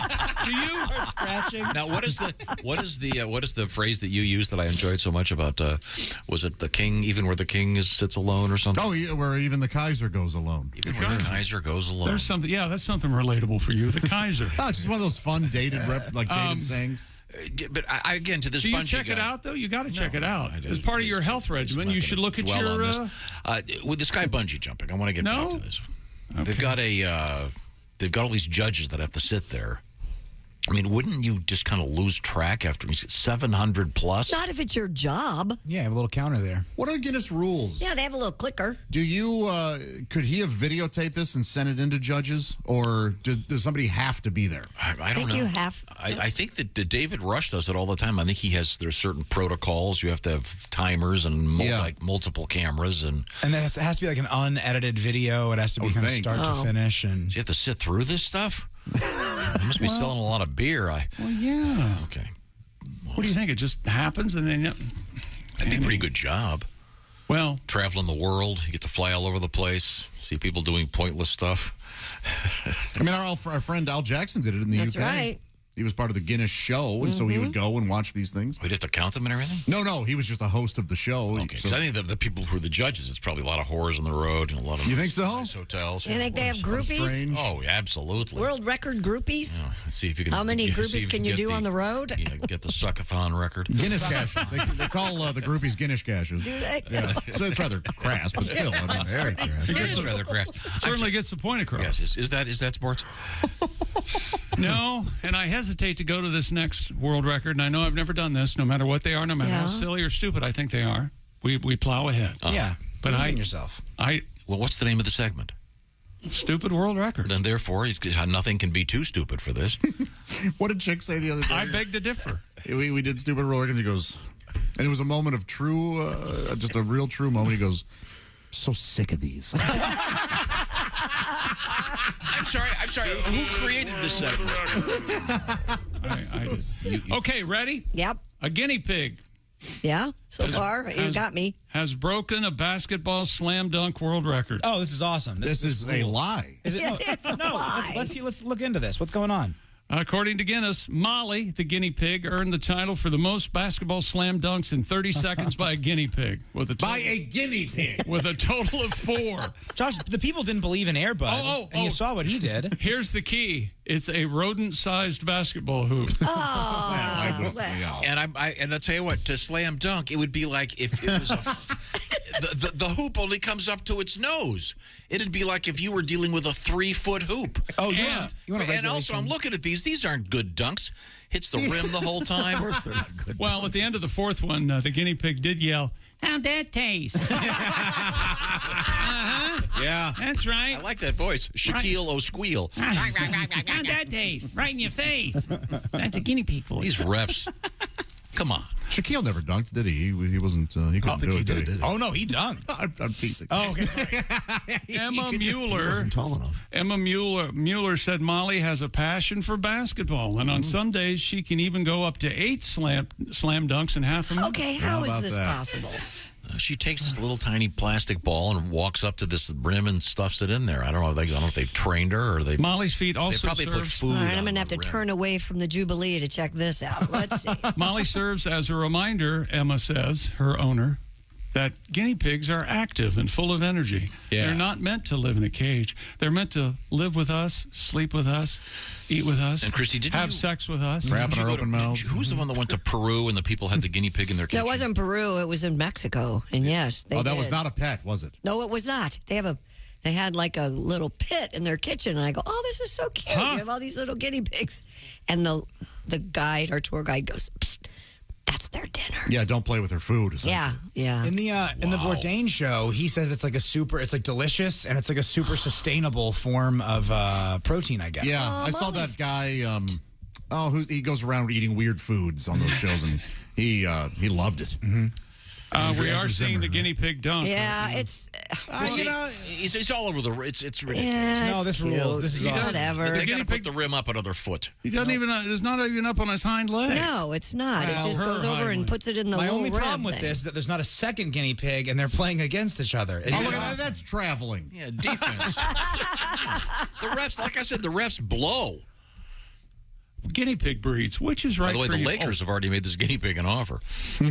They just want all the stars. They need help. Is what they Right need. now, what's that I smell? I smell the grilling season. Don't you love it when you walk outside and your neighbor's already started the grill? And man, I get a little jealous sometimes. Yeah. But no, our expert on grilling, of course, is Josh Arnold. I was jealous of one of my neighbors recently because I saw that they had the grill up, and boy, I could smell that getting ready. And then they brought out this sort of gray store-bought meat, and I went, I'm no longer jealous. Why? Because I am the king of the grill. I have Omaha steaks. This is the best Father's Day gift out there. That's all I'm going to say. Well, you're exactly right, Tom, because dads want steak. What do dads want? Steak! Who wants steak? Dad! And with Father's Day around the corner, there isn't a better gift than Omaha steaks. Well, I got you a tie, Dad. I want steak, son. They'll give you the old raspberry. Oh, yeah, right in your face. Will you disinfect your mic now? Visit omahasteaks.com. I might have boogered it up a little. Type BTS into the search bar. Order the Dads Want Steaks package. Yeah. It's only $99, and you're going to get 16 mouth-watering entrees that Dad is guaranteed to love in this limited time deal. Smoky, tender, bacon-wrapped filet mignons, gourmet jumbo franks, which really are the greatest hot dogs on the planet, and air-chilled boneless chicken breasts. Listen to this. For dessert, they're delicious caramel apple tartlets. As a special gift for our listeners, that's you. When you type BTS into the search bar and order the Dads Want Steaks package, you'll also get 8 free Omaha Steaks burgers. 8 free burgers, or 4 free double burgers, or 16 half burgers if you like. Wow. I can do this all day, or it would just feel like it. These burgers. You could make 32 sliders. Yes. Are full of bold, beefy flavor made from 100% Omaha steaks. Now they're bigger than ever at a whopping 6 ounces. Don't wait. Send Pop more than just a gift. Send him an experience he'll love and can share with you. Go to omahasteaks.com, type BTS into the search bar, order the Dads Want Steaks package. Don't let the bun go with that meat. Go with that meat. You'll get 16 entrees and 4 desserts plus 8 free Omaha Steaks burgers. That's not the song we use. Omaha Steaks isn't just steak. It's the best steak of your life. That's omahasteaks.com, keyword BTS. And yes, when you have those burgers, they will eventually enter the bun.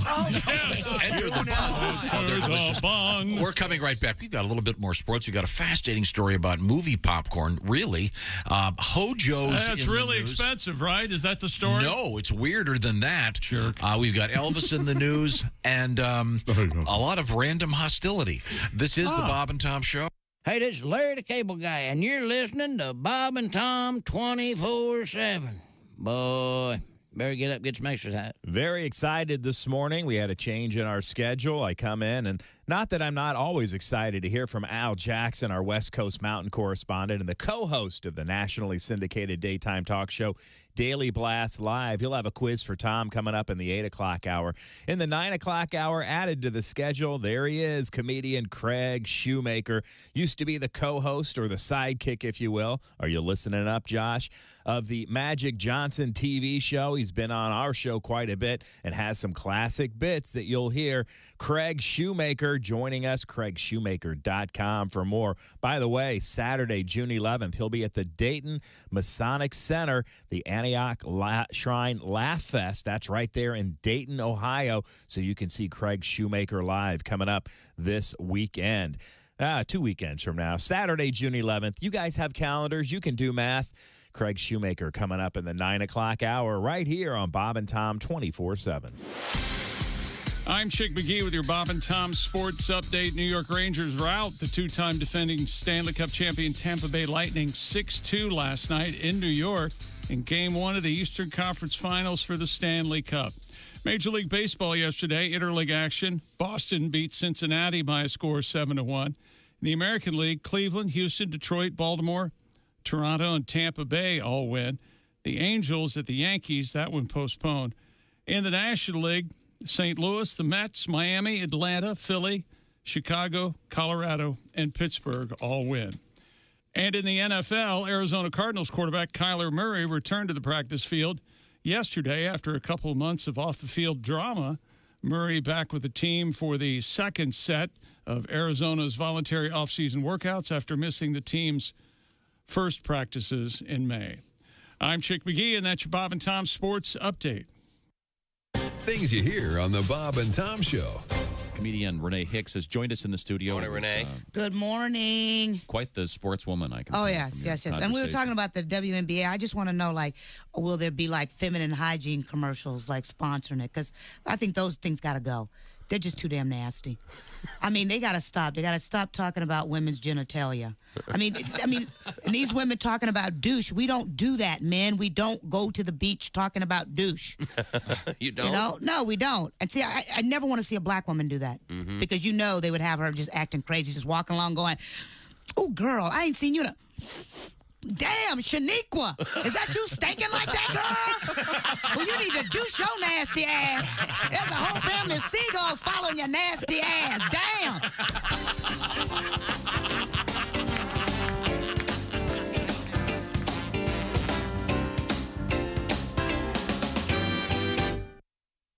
Essential Morning Radio. All day and all night. Might as well shoot me when the beer runs out. Bob and Tom 24/7. 24/7. Time now for Flash Traffic with the fastest man in the world, 9-time Olympic gold medalist Carl Lewis. And now we go to our flash traffic reporter, Carl Lewis, with traffic on the west side. Hey, Bob and Tom. I'm on the west side, and traffic looks great. Now I'm going to run over to the far east side and take a look at traffic conditions over there.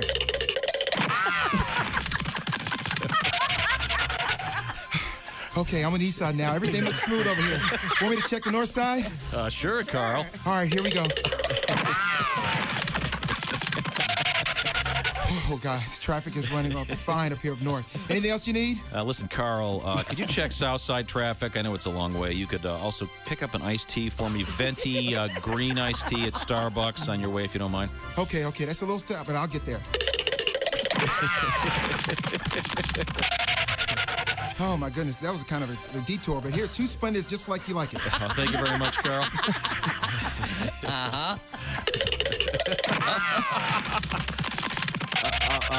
Carl, could you come back to the studio to sign some photos for us? Oh, okay, I can do that. Sure thing, Tom.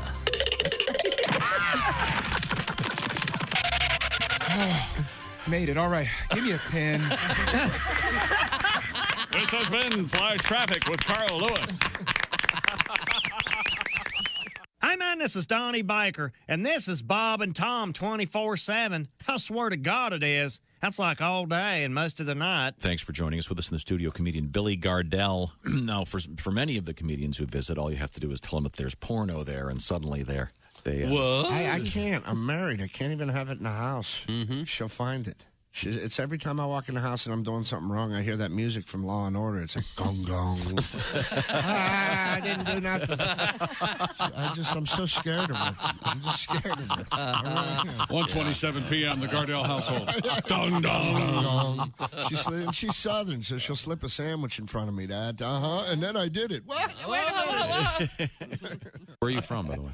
Patterson, from Patterson, New Jersey. Oh, sure. That's famous. Yeah, small. Sure. Thugged out town. It's tiny. So small, we used to get robbed by people we knew. That's small. People like, stick them up. I'm like, Andre? I'm going to tell your mother, man. By the way, how is Aunt Carol? How's she doing? I'll come home for dinner. Essential Morning Radio. All day and all night. This is Bob and Tom 24/7. 24/7. Back to the Bob and Tom Show. Christy Lee at the news desk. Hello. There's Pat Godwin. Hi, chick. He's in the performance room. He'll be performing. He's been rehearsing something in there all morning long. All right. Struggling with something. Sometimes. Yeah, you'll find it, man. You always do. Struggling? A little bit. My phrasing. You'll get it. Changes.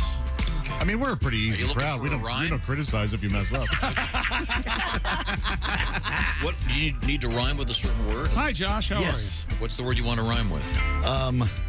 Bitter. Well, okay. I got Sitter. one. Yeah, That's for my coffee song. People are often bitter on Twitter. Oh, for the coffee song. Yeah, you know what I mean? The first one that comes to mind. Yeah, we know what you're thinking. Trying to avoid that one, but... Hi, Ace Cosby. Hi, chick. There's Willie Griswold. Did I say hello to Josh? You did, man, and I'm sorry. Hello. There's Tom Griswold. I'm Chick McGee. Yeah. Did you say hi to Willie? I did. Oh. He did. Thank you for checking on me, Josh. Sure. How sweet of you. So it's got to rhyme with... yeah, bitter. You know, we had a coffee story coming It's coffee. It could be Twitter. It could be, quitter. Spitter. Twitter, yeah. I can't think of anything. Spitter. Think of anything. And then it was associated with coffee. Let me think here. Quitter, ABC. Well, what about shit? Oh, the phone. Hello, Bob and Tom Show. Hi, Bob and Tom. It's Donnie Baker. Hey, Hi, Johnny. And man, I'm super stoked for this summer. Oh, cool. What's up? Well, me and the Pork Pistols just got booked to play at a nudist camp. Oh, God. How about that? Oh, my God. Don't go get any ideas. It's strictly business, Tom. Right. Okay, whatever. Well, we did a New Year's Eve party at a swingers club a few years back. Uh-huh. And we swapped too. I let Dusty play guitar and Scotty play drums. But everybody was buck naked. Even the guys doing the valet parking there. Wow. Yikes. I had to put a blanket in the front seat of my truck to drive home. Anyways, there must have been a whole lot of shaving going on because nobody was bushed out. It's like there'd been some kind of bubonic plague or something. You know, I'm all for shaving and waxing and plucking and paving. I don't mind seeing a few chicks at least go against the grain. And it's sort of nice nowadays. I mean, just a little. It's like, dude, check it out. Looks like she's wearing a throwback jersey. I swear to God. But you know what? There's one thing you need to know. At least 78% of nudists shouldn't be naked at all. And the other 49% are lucky to be breathing. I swear to God. And that's why it's come most of these women at these parties. I just look like Anderson Cooper. Anyways, I demand the following to be entered into the Constitution if I ever make it to Congress. The older you are, the less nude you should be. State law. Okay. Well, wait a minute. Oh, and by the way, that night at the party, they was having a crawfish boil. Wow. Which was a pretty good idea on their part because it helped mask any unwanted aromas. Pretty odd. Now, Donnie, I want to know the truth. Are you guys going to perform naked, and did you last time? Man, that's a weird question for one grown man to ask another man, Tom. Yeah. But if you have to know, yeah, man, the entire band did play buck naked last time. Wow. To be honest, though, I wasn't completely nude. Let's just say I was sponsored by Pringles. Yeah. Swear to God. Hey, Christy. Yeah. Hey, Christy, Yeah. bet you can't eat just one. That was Lay's potato chip. All right. Thank you. We'll see you, Doc. Christy, that eye roll was iconic. He's such a liar. Now, you played the nudie place, right? Didn't you do a nudist camp once? Yeah, the last show I did before kind of COVID hit in, what was it, March 2020 there. It was a great, cool nudist camp up in Michigan. The people there were lovely. It was fun. They got weird, funky rules going on. Any of the ladies have the old Wolverine between the legs? I don't think any ladies had the old Wolverine between the legs. Dan. No. Not a fan. What kind of a fan are you, ma'am? No, ma'am. There are some hangers. Is your pubic area Spartan? I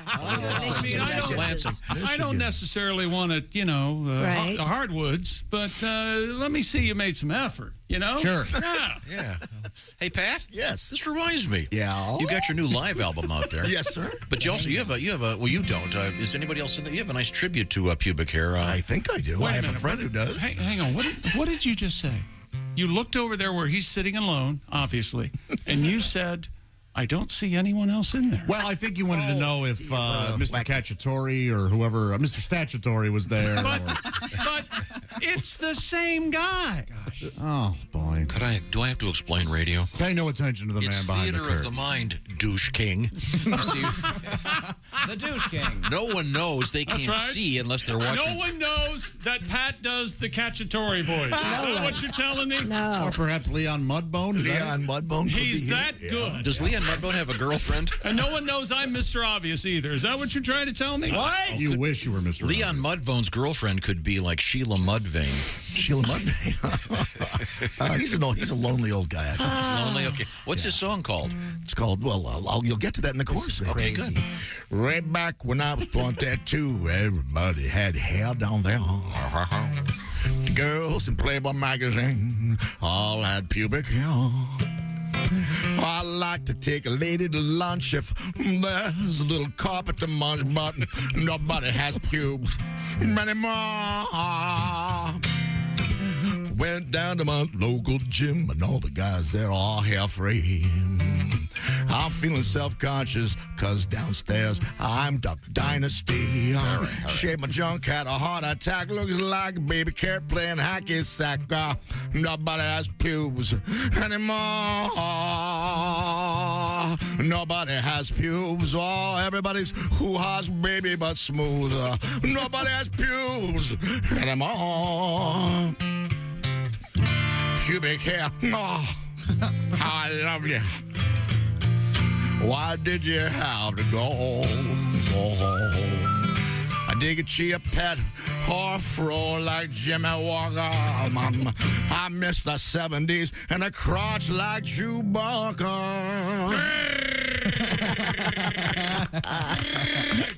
Had a day with a gorgeous girl. Hell, I was twice her age. I was hoping when we made love, she had head down there like Betty Page. Now everybody's coochie's bare, and I like a little Garfunkel down there.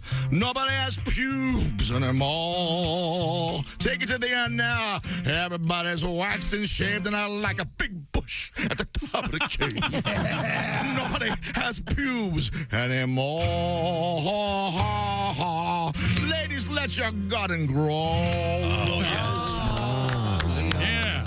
Ladies and gentlemen, that song from this show won the International Songwriting Competition. Very, very nice. Allegedly, yeah. And It Pat's did. new It's album is all out there on the internet. called Captured Live. Pat's got a bunch of great albums out there. Check them out, streaming everywhere.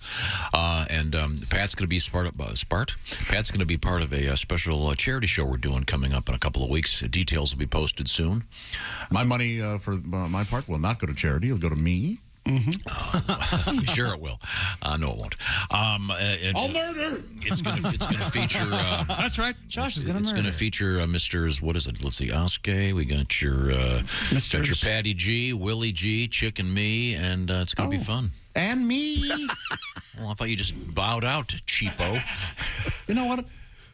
I will do it for charity. Yeah, good for you, Josh. And the plan is we're going to steal from your wallet. we're gonna record your live album. How about that? So we're going to record me. Yeah. Well, we're not sure yet. Try to brush up. I think it'd be a better I've idea. been rehearsing. Let's get good video. I think is the better idea. I've already got This is an off-air conversation. It's all done. It's already done. I have been practicing though. You know, airline food. No. Airline food. You know what I've always wanted to get 5 or 6 really good comedians and give them the 10 hackiest premises. Sure, airline food, LA versus New York, cats and dogs. And I think we could come up with some pretty good stuff. I have no doubt. I think it'd be really fun. Give each guy everybody has an hour to go sit down and then come back. It'd be fun. Hack comedy night. Be a fun show. Yeah. The other show I wanted to do, because there's so many bad reality TV shows out there. Is that The Masked Singer or whatever? Yeah, let's check in with How about the worst our laugh? bad reality. Now they got the Dancing with Yourself show. Have you seen that? Whoa, how do you dance with yourself? Dancing by myself. Yeah. Well, here's our expert. Ace, have you seen Dancing with Yourself yet? That's one where they dance with their parents, isn't it? No, you're thinking of Dancing with Your Parents. No, this is Dancing by Yourself. Do they show those suicide prevention commercials on those shows? Boy, I am not kidding. Life's not worth living. So what's your new idea, Tom? The worst laugh out there. Worst laugh. You're at a comedy show and there's that. Yeah, I mean, it can really derail a thing. But it won't be derailing the show coming up. Once again, details forthcoming. Dancing with Myself on NBC. Do they use that Everyday great, people compete in unique dance challenges for a panel of celebrities and a Did they use studio the audience. Billy Idol song? They used that in the promo. I love that song. The one I'm thinking of is on CBS on Fridays. And Nick Jonas is on there. And Shakira. My new favorite reality show is on Netflix, and it's got Howie Mandel, and there's no studio audience, but they put in the studio audience noises. Yeah. And he'll play to a studio audience that's not there. So he'll say a bad joke, look to a crowd that doesn't exist, and it's just killing. And it's my favorite thing in the world to watch. It's called BS, and it's about trivia, but you have to lie. And if you can lie and convince the panel of trivia experts, then... How many joints do you have to smoke to not change the channel? For me, about 3. And to be honest, it's not channel changing as much as streaming service switching. You'd have to tie me to the chair. Unless they're hanging Howie, then I'd watch that night. Yeah, we know how you feel about Howie Mandel. That's a great title. Let's hang Howie. I like that. Bad TV is fine. Christy, what else have you got over there? Oh, wait a minute. I'm sorry. We haven't finished our award-winning sportscast. That's the hardest he's laughed this morning. So that felt like a dig there. That's not right. You know what? I'm going to make sure that you do win an award. I have won an award. Oh, I've what won was it? awards. What was I it? can't remember right at this time, but... I mean, well, really, Bob and Tom. See, we never let you get through a sportscast without interrupting you, so it's our fault. That's a sticking point. Let's just forget about that. We've made clear that... Yeah, no. Yeah. That's sports. That's it? Yeah. What do you mean that's it? Have you looked at the clock? How much? You just want to do the whole show with sports? We can. Do you hate me? Wait a minute. Let me get back to you on that. Well, let's ask a real question. Oh. This is what you farted for. Do you do your outro? Christy! You've got... We're doing this right. Finn, Was sports really over? Finn, are you ready? We just This played. is what you farted for. Ladies and gentlemen. Where you go? No, I'm not doing it. If you Good for you, Chick. orchestrate it that much. No, you wring all the fun out Suck of it. the life out of it. People can go for, I don't know, 10, 15 seconds without hearing your voice. You backed your car up. I mean, you backed yourself up. You were like back here. We're going to get to the mic on time. Yeah, That's now you're a because- car, Chick. That's because I was going to scream at you. Wherever you go, whatever you do, always be a good sport. Christy.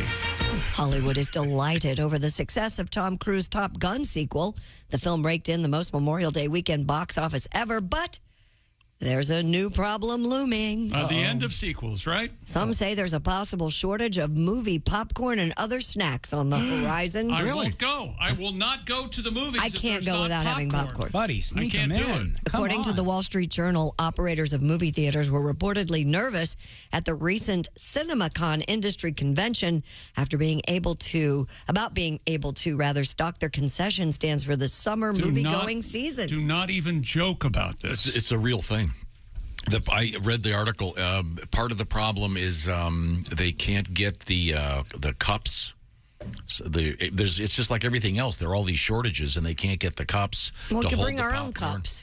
You know, I think this is going to result in a what do they call it? What do they call those shorts with all the pockets? Cargo shorts. Yeah, I think it really said cargo pants are coming back for the summer because you can bring your own popcorn in.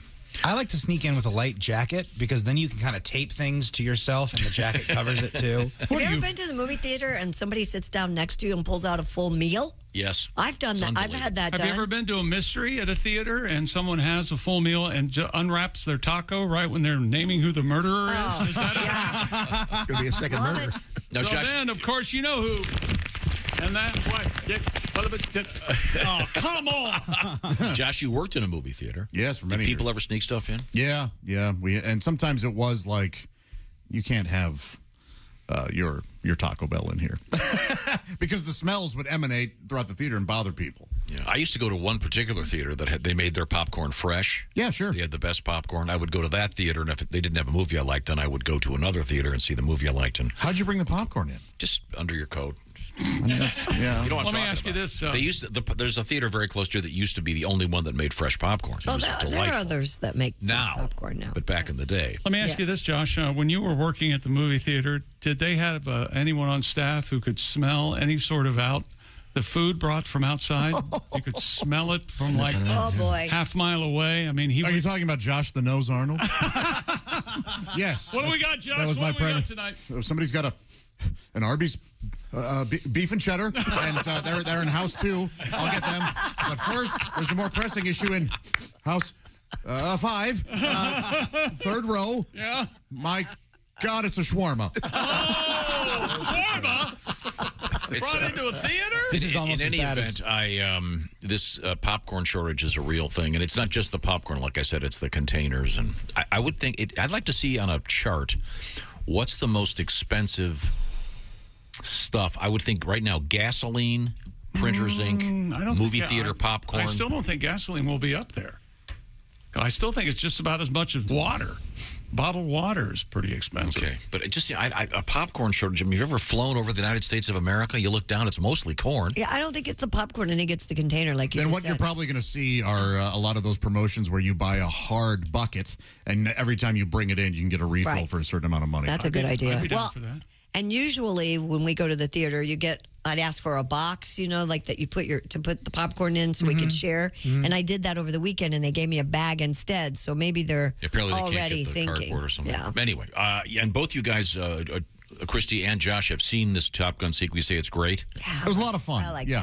it. Cool summer flick. Okay, but not for little kids, apparently. No, I think it's okay. I did not agree with the review that you had read that Which said is that there was a bunch of sex scenes. There aren't. There aren't any sex A lot of scenes. cursing and. Nah. And, I mean, I thought there were some S words, but I didn't. I heard it would be like F1F. it would be like my kids in the back seat when I'm driving anyway. Yeah, exactly. But they might be a little bored at parts. You know what? People who can't drive anymore. I think we should start a movement. Go ahead. To keep you out of movie theaters. Why? With your children. Because I don't think you've seen a good movie in 20 years. Sure I have. And every movie you go see, you hate, and you have a preconceived notion about it, and you love it when they bomb. And I was at a full theater, and there were no kids in there, but I don't know that means anything. That's the best. We're also trying to give each other call signs. Ace is now BOGO. I like BOGO. Okay. If you've got a good idea for a call sign for any of us, well, we'd be happy to do that. So, Menace. Tom is Menace from now on. Okay, that's false. I'm sorry, Christy, you want to give us a teaser, please? Yeah, we have a couple of royal stories because of the Platinum Jubilee. We have the last ho-ho, or Hojo's. Last ho-ho. Ho-ho, a little bit different. Don't even kid about the last ho-ho. They can't get those at the movie either? Wait, the snacks are fine, right, Christy? Yeah. Good. The hoes are fine. It's the Hojo's you have to worry about. And how about a cougar in the classroom? Oh. And it's not your teacher. Oh. I'd like hello, doll. I'd like a good and unavailable. Oh, good and plenty. Okay, thank you very much. When we come back, this is the Bob and Tom Show. Everything about the show is at bobandtom.com. Check it out now. State law.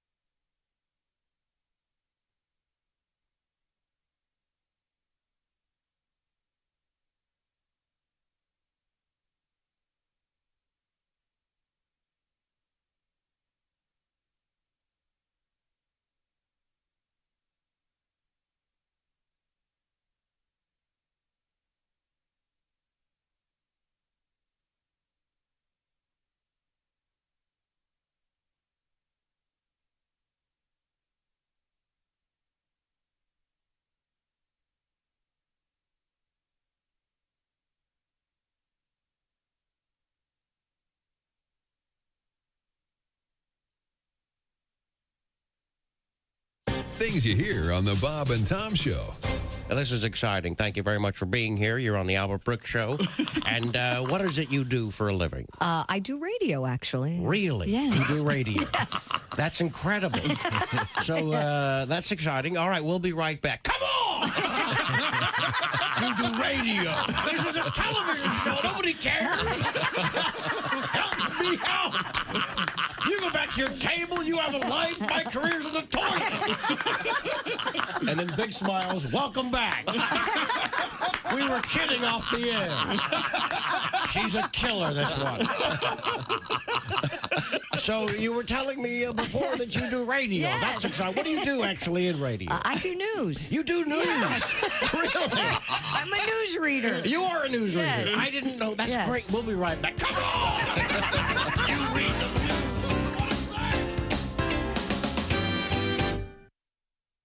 Hey, folks. Boom. It's me. And you're listening to Bob and Tom 24/7. That's 24 days and 7 hours. No, 27 days a week and 24 like the show with the guy who whispers all the time. It saves the world. And Bob and Tom 24/7. Hey, it won't blow up the world. Don't forget about Bob and Tom Tonight, a video webcast of highlights of today's show. Tonight, good morning, I'm Mark Allison. You're listening to Bob and Tom 24/7. Bob and Tom Tonight, 8 p.m. Eastern, 5 p.m. Pacific on Bob and Tom's YouTube channel.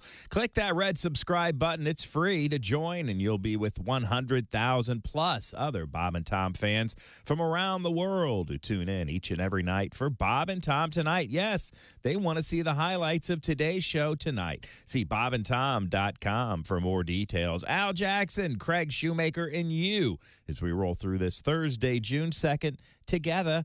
You're listening to Bob and Tom 24/7. Hi, everybody. Christy Lee with your Bob and Tom Entertainment News Desk. A jury near Washington, D.C. has sided with Johnny Depp in his libel claim against his ex-wife Amber Heard. The panel awarded the Pirates of the Caribbean actor more than $10 million. The verdict gives Depp vindication for his claims that Heard lied about abuse that she says came before and during their brief union. Heard was able to walk away with a partial win, though. She was awarded money by the jury, who say she was defamed by one of Depp's lawyers who are accusing her of engaging in a hoax that included messing up the couple's apartment to make it look bad when police arrived. She'll get $2 million for that. Kenny Loggins only found out about a month ago that his revamped version of Danger Zone was not going to be a part of the new Top Gun movie. Loggins tells Entertainment Weekly he had updated the song for use in Top Gun Maverick. However, the intro into the film uses the 1986 version. Director Joseph Kosinski tells EW that was a deliberate choice. And Bonnie Tyler has made Queen Elizabeth's birthday honors list, which bestows honors on British citizens. Tyler was named a member of the Order of the British Empire, or MBE. It's 3 steps below knighthood. Tyler says, quote, she's just a girl from a small town in Wales who just loves to sing. She says to be recognized in this way is very significant. Congratulations, Bonnie. And that's your entertainment news. I'm Christy Lee. More of the Bob and Tom Show coming up. Hey, hi, this is Tom. And this is Chick from the Bob and Tom Show. Hey, Christy, what's the best way to get full access to the show? Hey, what? You introduced me. That would be to become a Bob and Tom VIP. Very good. Now, Josh, what's a feature of Bob and Tom VIP? Wait a minute. Well, the live 5-camera video stream of the show, plus a podcast of the show and comedy from the Bob and Tom archives. Excellent. Chick, what do you have to say for yourself? Become a Bob and Tom VIP now. Just go to bobandtom.com/VIP. See, that was worth the wait, wasn't it? This is Bob and Tom 24/7, 24/7, 24/7, 24/7. Oh, he was so sweet. It was our first date, and he went all out. He bought me dinner, he got me drunk, and then I got bald. Oh, did you ever? It was perfect. Britney Spears recently shocked the world with her latest fashion statement. A completely shaved head. Now, to commemorate Britney's new look, Bob and Tom Labs is proud to introduce their new perfume, Bald. B-A-L-D. Bald. A fragrance for today's unraveling woman. She's kooky, she's crazy, and she's getting bald. Tomorrow's my girlfriend's birthday, and she'll definitely be getting bald. What woman wouldn't love to get bald? My wife and I are celebrating our 30th anniversary soon. I thought she'd be thrilled when I told her she was gonna get bald, but she just rolled over and went back to sleep. Okay, almost everybody wants to get bald. Be sure to get some today. Just look for the slick box, and you'll know you're getting bald. B-A-L-D. Bald. Hi, fellas. This is Floyd Tucker, the over-the-road trucker. This is Bob and Tom's program, 24/7. You know you're too high when you're eating cereal naked and your girlfriend tells you to put some clothes on. You realize it's not your girlfriend, it's just a woman on a bus. That's how you know you're too high. Hey, it's Roy Wood Jr. You're listening to Bob and Tom 24/7. Bob and Tom, all the time, in your ear. Negotiations. Coupon. Welcome back to the Bob and Tom Show. Christy Lee at the news desk. Hi, Chick. Hey, Pat Godwin in the performance room. Hey, Chick. There's Josh Arnold at the sidekick chair. Hi, Chickie. There's Ace Cosby. Howdy. Manning the track phone hotline hot phone. There's Willie Griswold. Good morning. I'm Chick McGee. And here's Tom. Thank you very much, Chip. Coming up, we're going to talk with comedian Al Jackson. We're going to talk with comedian Craig Shoemaker. Haven't talked with Craig for some time. Looking forward to that, certainly. Craig is part of a special benefit show coming Saturday, June 11th to Dayton's Masonic Center downtown. Special charity event. We'll give you some details on that coming up. We've just touched our toes into the world of news. And oh, come on. Sorry. Hello, Bob and Tom Show. Hey, gang, it's Larry King reporting from heaven. Hey, Larry, how are you? Good morning. We've got Liberace, the great one, on the piano, tinkling the ivories for us. That's beautiful, Lee. Thank you. Lee, thank you. That's enough. Thanks, Larry. Had to hand him the phone. Now get out. I've told you a million times when I say, get off. Get off. How you doing, gang? Good. How are you, Larry? Nice being alive. Man, we had a great weekend up here last week. We had a pitch-in dinner last weekend. In heaven? Oh, God. It was pretty much like a picnic on Earth, but without the ants. They're all in hell, the ants are. Is that right? under the eternal magnifying glass, the little jerks. Oh, man. It was really interesting to see what everyone brought to the picnic. Not many surprises, though. Of course, Marie Antoinette brought cake. Yes. Lots of cake. It was a little too much. I mean, there was already 15 other desserts. She could have given somebody a heads up. Mama Cass brought half a ham sandwich, of course. I know. Wow, I was right. Of course, the Donner Party showed up with something I couldn't recognize. I said, "Is that Stu?" They said, "No, that's Tony. Stu's on the grill." Stu's on the grill. See, anyway, it was a fun shindig all around. People joked, they laughed, they took a trip down memory lane. Good. Mostly thanks to Timothy Leary's brownies. Oh, my. I can't imagine. Yeah, we played a lot of games. Pickleball, horseshoes, cornhole, you name it. John C. Holmes said he created a new game, but no one wanted to play it. He called it Pickle Hole. Oh, my. Holmes, porn star. News flash, I can report now for the 100th picnic in a row, Lizzie Borden won the axe throwing competition. Okay. I think it's safe to say the chick has some issues. But all in all, it was a great time. So now we're busy planning our next big holiday event for July 4th. Listen to this. I have confirmed reports that King George III... Oh, wait, he's turned down a position on the planning committee. I bet. Yeah, I bet. Damn it, he's still a little bitter. I got to run. Jim Jones' Kool-Aid just runs right through me. Lee, now you can play, you fairy. I'm surprised Jim Jones is. I'm surprised Jim Jones is still up there. I can't believe it. Yeah. I can't believe a lot of that. Me either. Maybe he dropped it off during the.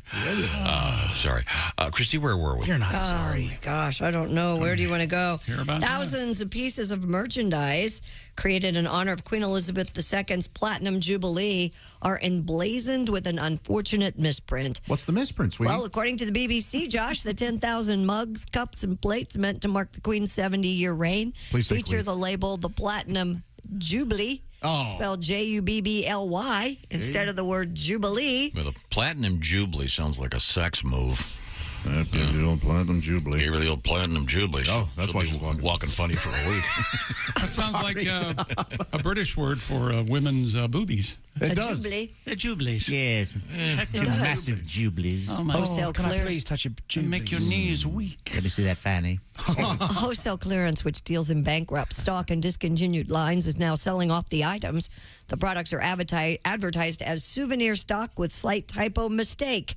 Owner Carl Baxter said this could be your chance to get your hands on a novelty souvenir for a fraction of the price. Okay. That's kind of cool, though.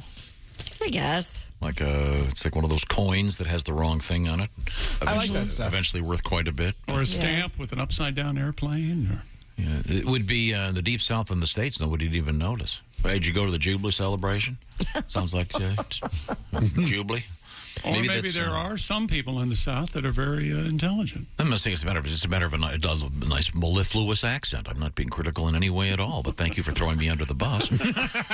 Queen's Jubilee is underway today in Britain. She was out on the balcony earlier, looking great at 96. Is that Stu? No, it's Tony. Thank you. You just got that joke? No, I was laughing at the start. I love that joke. A 7-layer lemon Swiss roll and amaretti trifle has been chosen as the official dessert of the Queen's. I'm going to say it's an amaretto trifle, yeah. A trifle trifle. Trifle's that layered dessert. Yeah, it's a trifle. Well, what do you have? 3 of them, smart ass. Then it's a triple trifle. Huh. Has been chosen as the official dessert. What if three identical siblings are serving them to you? Then you have a triple trifle. What if they're playing baseball and they strike out? Then they strike out or they make it to third? Either one. Because then they've got a triple trifle. Oh, okay, better. It's the official dessert of the Queen's Platinum Jubilee. What about the inside of a hog intestine that they serve every now and then?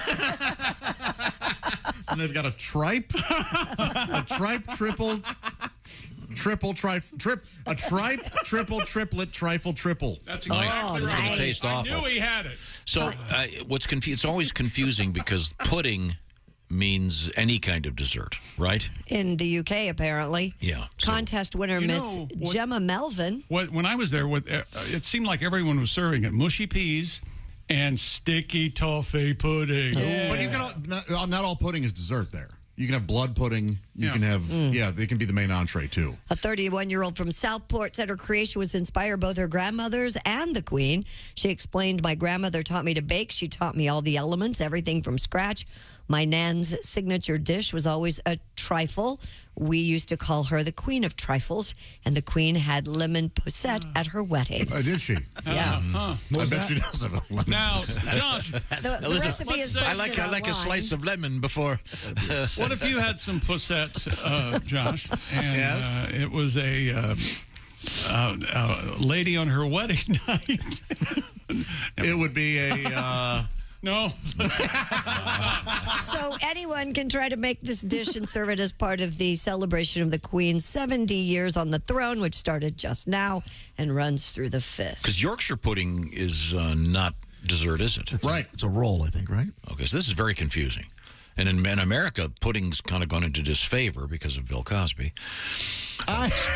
You know what? All those Jell-O pudding commercials. I'm still on. I love pudding. Oh, me too. I love pudding too. How often are y'all eating butterscotch? Not. You know, that's the thing. Maybe once or twice a year. Yeah, and it's something But I you love don't it. buy. Yeah, I don't buy it. I like I like that sweet pudding. That's right. That I do. By the way, Christy, I'm just looking at this article at the bottom. It says Prince Charles' wife, Camilla, announced the winner on live television. The winner of the trifle? Yes. Yeah. So who says the monarchy doesn't serve an important function? Hi, everybody. Okay. I bet you 100 million people watch that, probably. Could be. Yeah. When we come back, Christy, do you want to give me the teaser? Well, coffee could be good for your health. We also have cougars in the news. We have the world's largest plant and swimming rats the size of cats. Chick, your line is no, but I've seen her wrestle. Okay. You know, the Queen is quite an athlete, quite a fighter, really. Oh, really? A bit of a pugilist. Have you seen her box? No, but I've seen her wrestle. No, wait a minute. No, you didn't do it. No, you screwed that up. Okay, let me try again. Can I try again? Okay, please. Yeah, yeah. She's fine. You know, I've seen some naked pictures. Some naked. No. No. Oh, okay, maybe. Yeah. Okay. Go ahead. You know, I'm gonna kind of tie it in. You know, the Queen often works out at a pugilist gym, and I have pictures of her in the shower. Oh, really? Have you seen her box? No, but I've seen her wrestle. I'm still not sure. You guys got that. Technically, I'm not sure that worked. Yeah, I think you kind of gave it away. We'll have to work on that joke. And I use the word joke very. Also coming up, weird news about Hojos. Are you kidding me? We'll find out what I'm talking about. What if you were homeless? This is the Bob and Tom Show. Reach us toll free at 1-888-BOB-TOM-1 or at bobandtom.com. This is the Bob and Tom Show.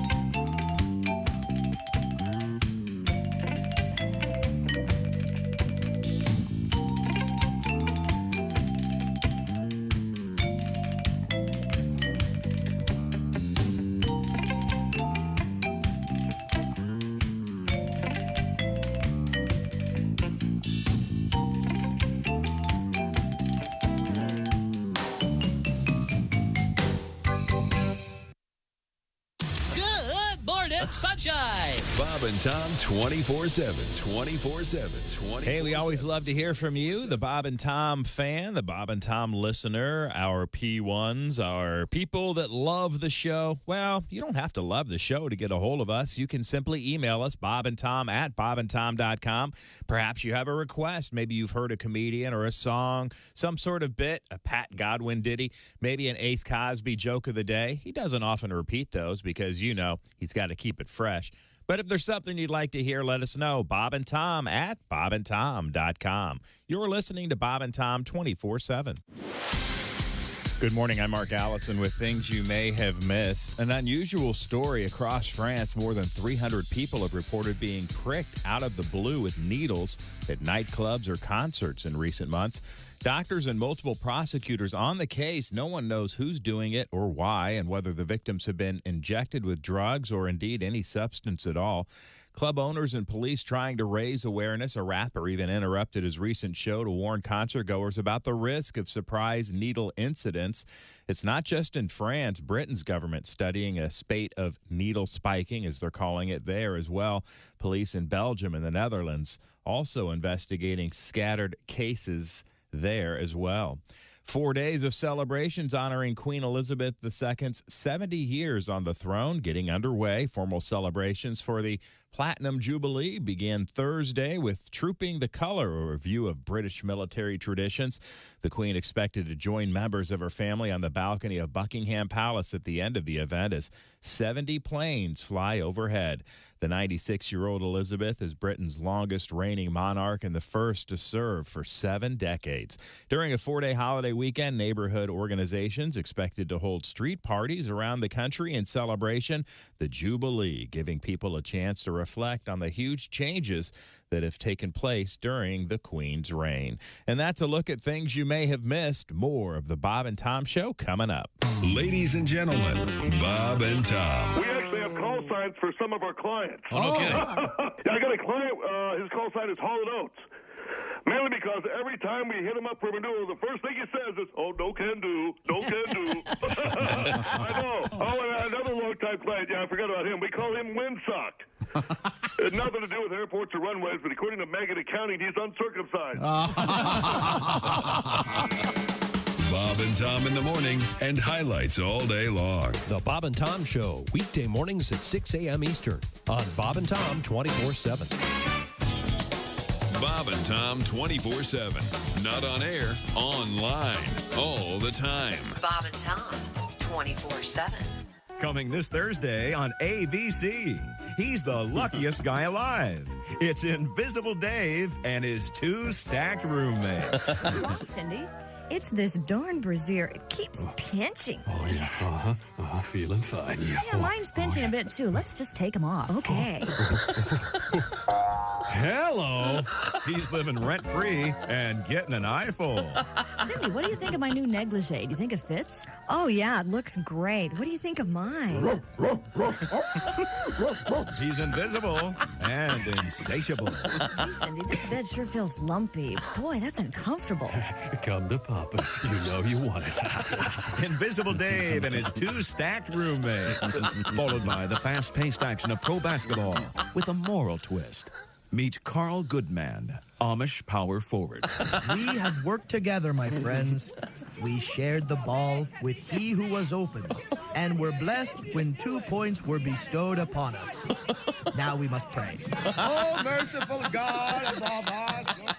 It's Carl Goodman, Amish power forward, right after Invisible Dave and his 2 stacked roommates. Thursday on ABC. Ye be thar.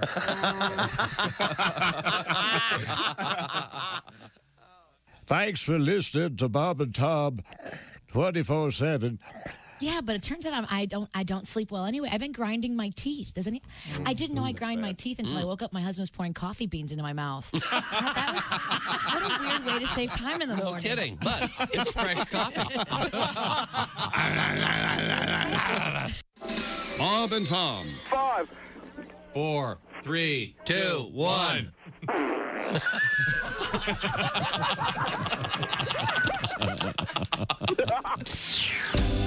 Hey, Hey, welcome back to the Bob and Tom Show. Christy Lee at the news desk. Hi. There's Pat Godwin. Hey, chick. He's in the performance room.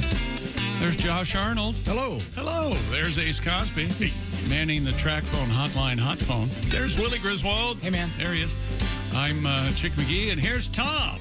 Well, thank you very much, Chick. Go, baby, go. Looking over these call sign names for various members of our staff. One was the suggestion for Christy to be hungry because of recent hunger issues. I particularly enjoyed Ace's possible name of BOGO. Another suggestion comes to us. Perhaps Ace could be called Clearance. Oh, yeah. In honor of his love of the clearance sale. Thank you, Jeffrey, for the suggestions. If you have a good idea for a name for us, by all means, please send it our way. Bob and Tom at bobandtom.com in honor of Top Gun. How about Tightwad for Ace?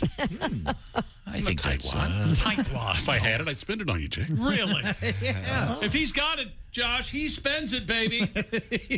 Hey, I like clearance. It's kind of like clearance, but it's right. What about a Coogi? Like the old sweaters that Bill Cosby used to wear, the Coogi sweater? Oh, yeah, C-O-O-G-I, right? Yeah, it's got an old school vibe to it. It's kind of cool. Why do you want to associate anybody with Bill Cosby? Because his last name's Cosby. It's just the same for last name. I'm not trying to do anything creepy here. I know, but I mean, right now, the Ace is currently in court changing his name to Ace Crosby.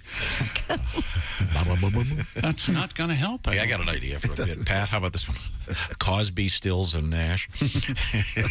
Problematic, but funny. It's getting to the point where I'd like to have 4 Quaaludes and some Jell-O. Was that Bill Cosby? No. We have Christy Lee at the news desk. What's happening, Christy? Recent research suggests that coffee drinkers live longer. Yay. Really? The study reports that those who consumed coffee were 16 to 21% less likely to die during a 7-year follow-up period than non-coffee drinkers.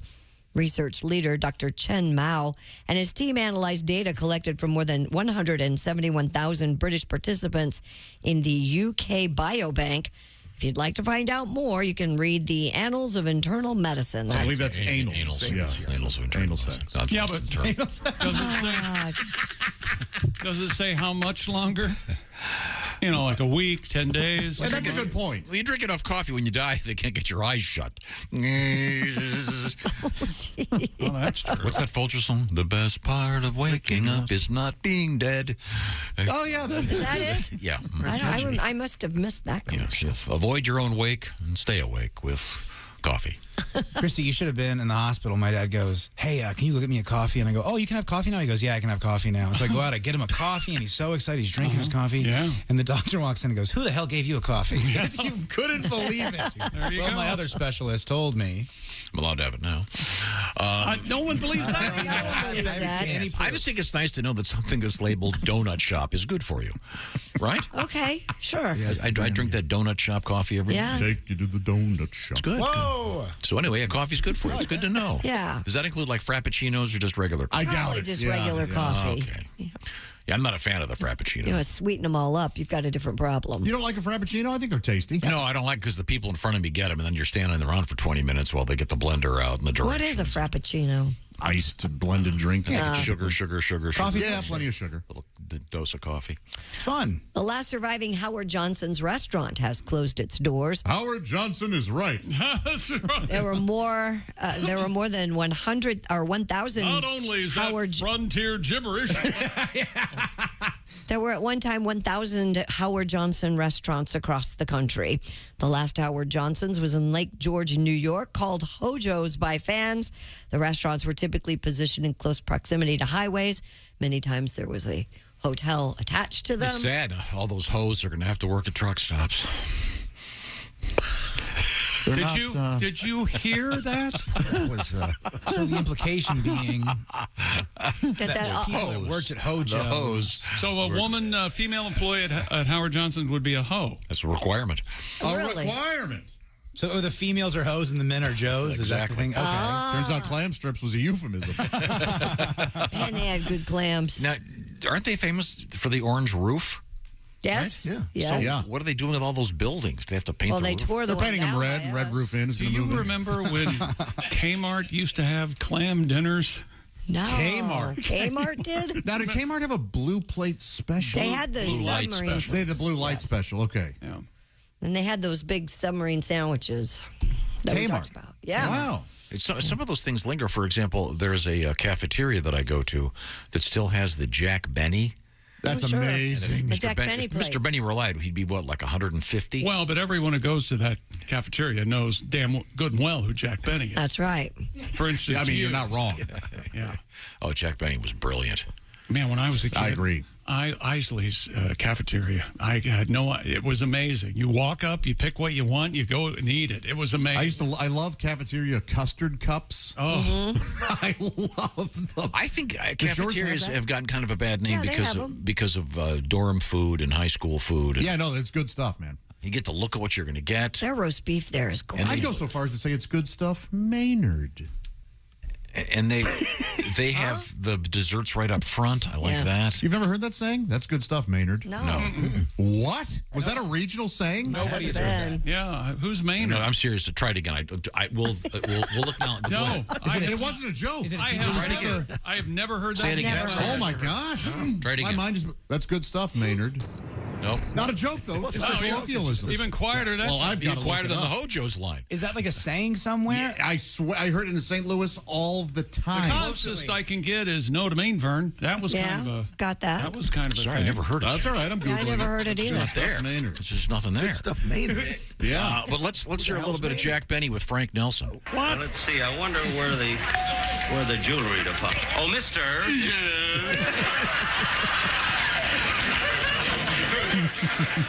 Pardon me. Are you the floor walker here?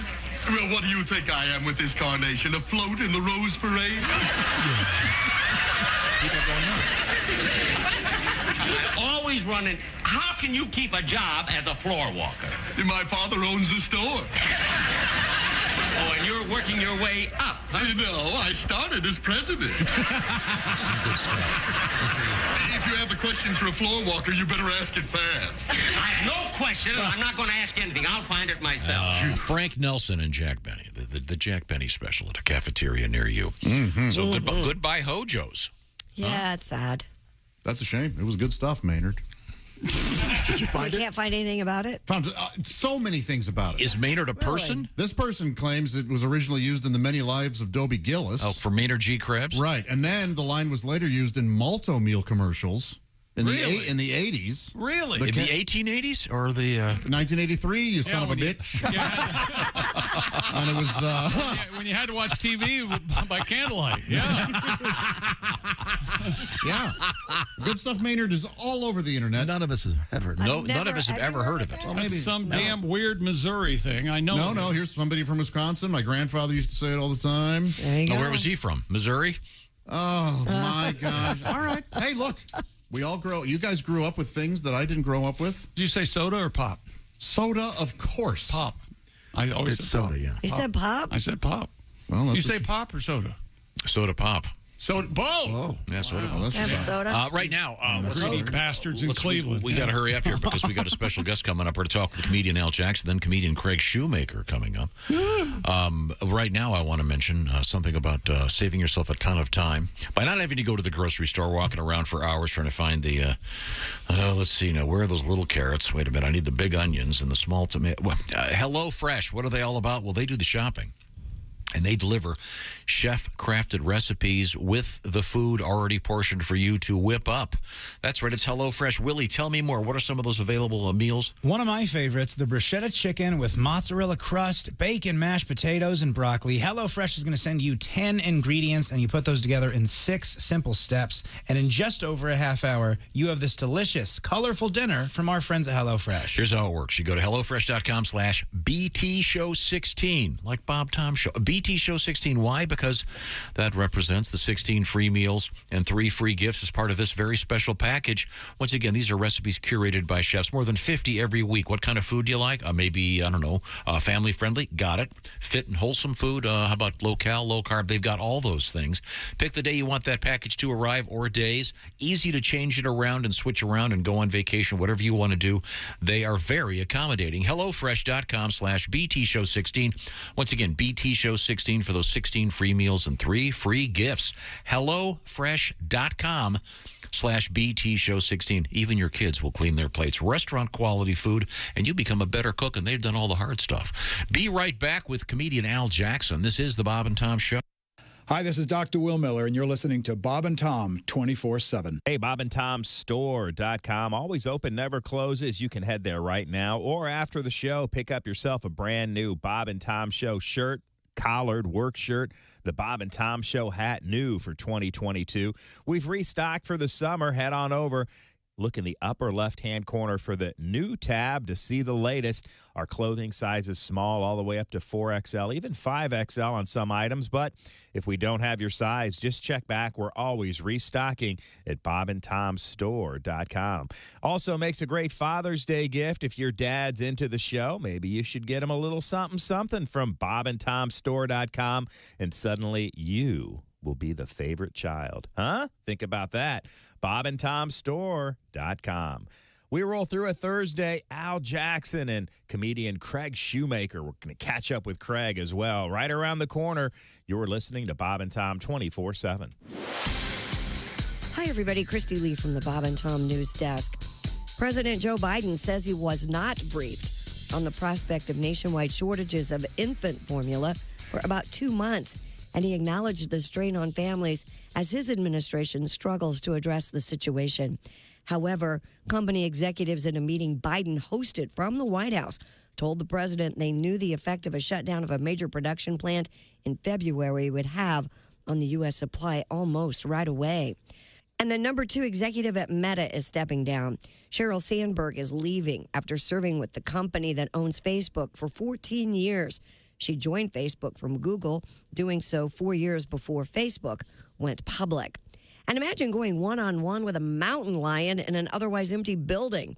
A custodian in Northern California high school didn't have to imagine it. He lived it. The custodian was able to spirit the mountain lion into an empty classroom where it was kept confined. There were no students or staff inside Pescadero High when the big cat strolled onto campus. The animal, described as lost and scared, was removed by federal wildlife officials who returned him to his natural habitat. And that's your news. I'm Christy Lee. More of the Bob and Tom Show on the way. Things you hear on the Bob and Tom Show. Yes, I have been doing lots of research, and now if you tell me who your favorite band is or what your favorite movie is or even what your favorite book is, I can tell you what you are saying about yourself. Okay, Christy, can we start with you? Do you mind? Christy, favorite band? Favorite movie. Is it Roadhouse? Not Roadhouse. That's the movie that you can't turn away from. Favorite movie? Yeah. My favorite movie. Yes. Breakfast at Tiffany with Audrey Hepburn. Are you serious? Yes. Okay. Boy, that's going to be a really mean one for me to start out on. I can tell you what you're saying about yourself is I'm not nearly as cute as I think I am. That's what that says about you. It's awful. It's okay. It's okay. I'm sorry. I hate to start off on such a mean note. I got you. How about your favorite band, Christy? Say Michael Bubble or Can whatever. I say Maroon 5? Sure, Maroon go ahead. 5? Yeah. Okay. If your favorite band is Maroon 5, what you're saying about yourself is, man, 10% off every purchase? This Gap credit card was the best decision ever.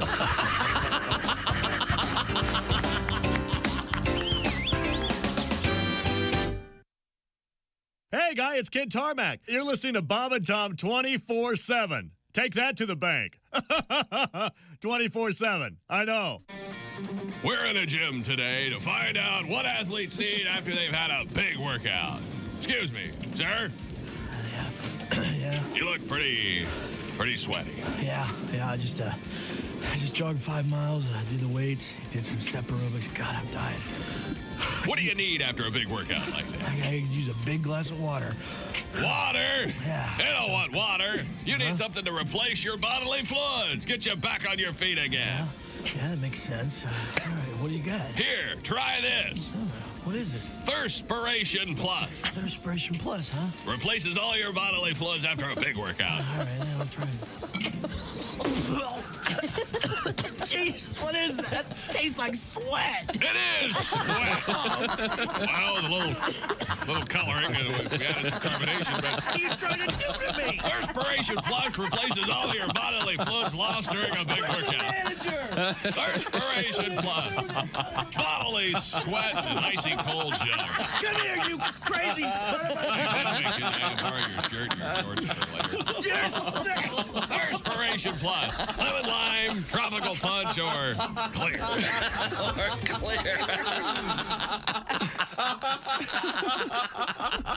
Can I borrow your shorts for later?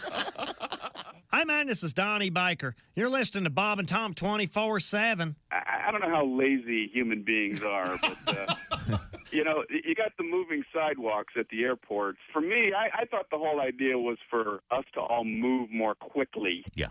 But you get people that just get on them and they just shut down all bodily functions, you know? Yes. And I don't understand how people don't know that you're supposed to be on the right. They have stenciled on the moving sidewalk, stand, stand, stand, stand. On the left, walk, walk, walk, walk. They have pictures of people standing, walking, and I've seen footprints on the thing together and apart.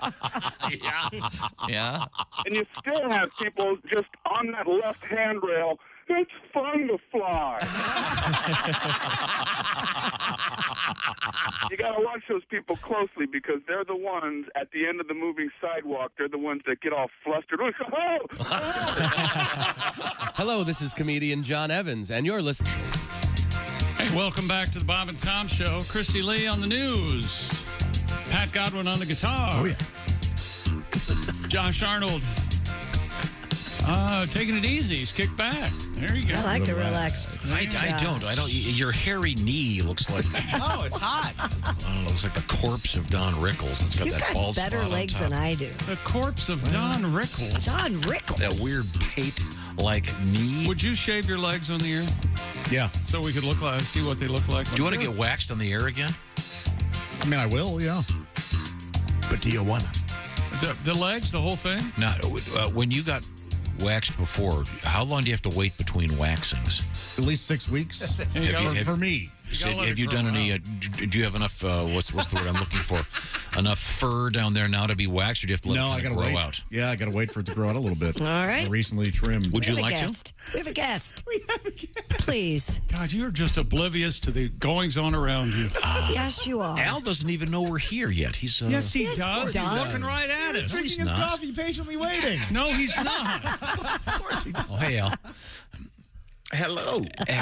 Hey, Al. Just a man enjoying his tea. I was listening to some manscaping tips. That's all. Would you get waxed down there? No. It's always a weird thing. I tried. This is random. It's going to sound like a name drop, but it's not because it's relevant. I was talking to Ryan Leaf one time on a podcast, and he and I were talking about shaving down there when you're on the road. Yeah. Because when you come back, your woman is going to be like, yeah, why did you do that? Yep. Why would you need to do that? And I didn't think about that. And I did it one time, just completely like not even think about that conversation. And when I came back, my girl was like, what's up, doc? Why'd you decide to do that? Because I didn't know if it was like it symbolizes cheating or something to women, Christy. Yeah, I've got your excuse. Exactly. Here's the thing. Godwin taught me this when it comes to dyeing his hair. You always do it as an away game, so you don't mess up your own bathroom. So you say, hey, baby, I didn't want to leave pubes all over the bathroom here. I do it not exclusively, but mostly on the road. Yeah. Because of, that's why when I'm in hotels, I go down to the pool, take 50 towels, and cover the floor with them because the previous guy probably has been doing some shaving, and I can't stand the I'm nice enough to do it. I do it in the bathroom, and I really make sure. Oh, my God.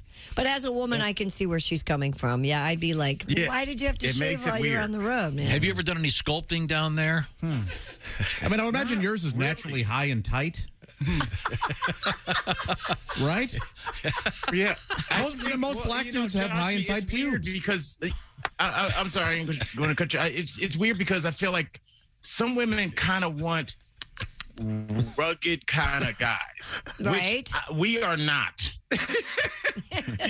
We are not like outdoorsy, make your own furniture out of a block of wood, like man's man, beard, man's man.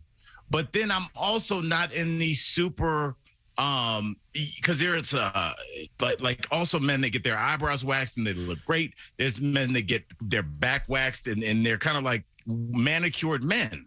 But I'm not him either. So I'm in this weird place. Josh, I don't know where you are, where I'm like, I don't want to fully manscape, but then, maybe just maintenance, like you would do at a elementary school or something, just like, so it looks nice, but I don't know how to I don't have a direction to go. I would have picked something other than a school. Yeah, I've never manscaped in an elementary school, but I have. Well, you know what I'm saying? Just when the lawn is nice, but it doesn't look like a lawn of a Hollywood celebrity, but it's like, somebody cut do you this. think Somebody cuts this? Are there cultural stereotypes here with respect to this sort of thing? I don't think it's I think it's just most black guys have high and tight pubes, right? They're not like right. I've never heard black men talk about manscaping, and I didn't hear about real manscaping until I started listening to podcasts, and then started hearing ads for companies that just had shavers for right. the nether regions. That was shocking to me. Oh. But Josh has been a waxer for quite some time. I would not do that. And the pain, and B, the look, just not my look. Gotcha. I've been a manscaper since I was like 18. Wait, Josh, how many times a year, month are we talking? Maybe quarterly. Yeah, and then in between, I'll trim. Oh, I get that same pain when I pay my taxes quarterly. Our guest is comedian Al Jackson, and Al is a very fine comedian, and he is also on the TV. DBL Daily Blast Live, and Al is on it obviously Monday through Friday.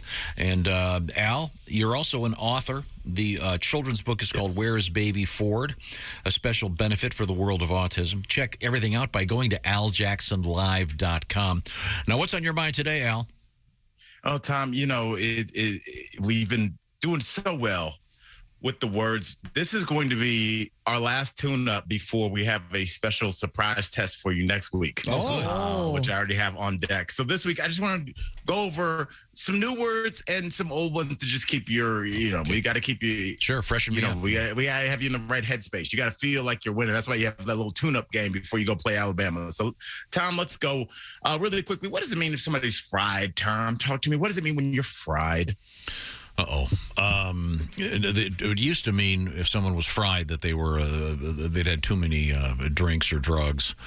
And that is still correct, Tom. I'm not going to let you mess that up. You're 1 for 1. Do you see how you just build the confidence early? Right? Oh, wow. So I thought it was a trick question. Yeah. Nope, you got it. And also, don't forget, there's also 4K. You can also use that one, like when you're really usually that's reserved for when somebody's really high. You say, oh, yeah, they were in 4K last night. 4K? So why is it 4K? Is it like 4,000? No, like high definition TV. Like, you know how like when you're high on mushrooms, like colors are really bright? He doesn't. It's a high def. I'll take your word. High def. Oh, you say high def? I can see that. He was 4K. Oh, that's very I like that. I like that very much. Okay. All right, now, what's Tom, next? This is a tough one. This is actually slang from the mid to late 80s. I've always loved it. It's kind of stood the test of time in the black community. Tom, what are the vapors? I love the vapors. Mama's got the vapors. Yeah. Isn't that from Gone with the Wind?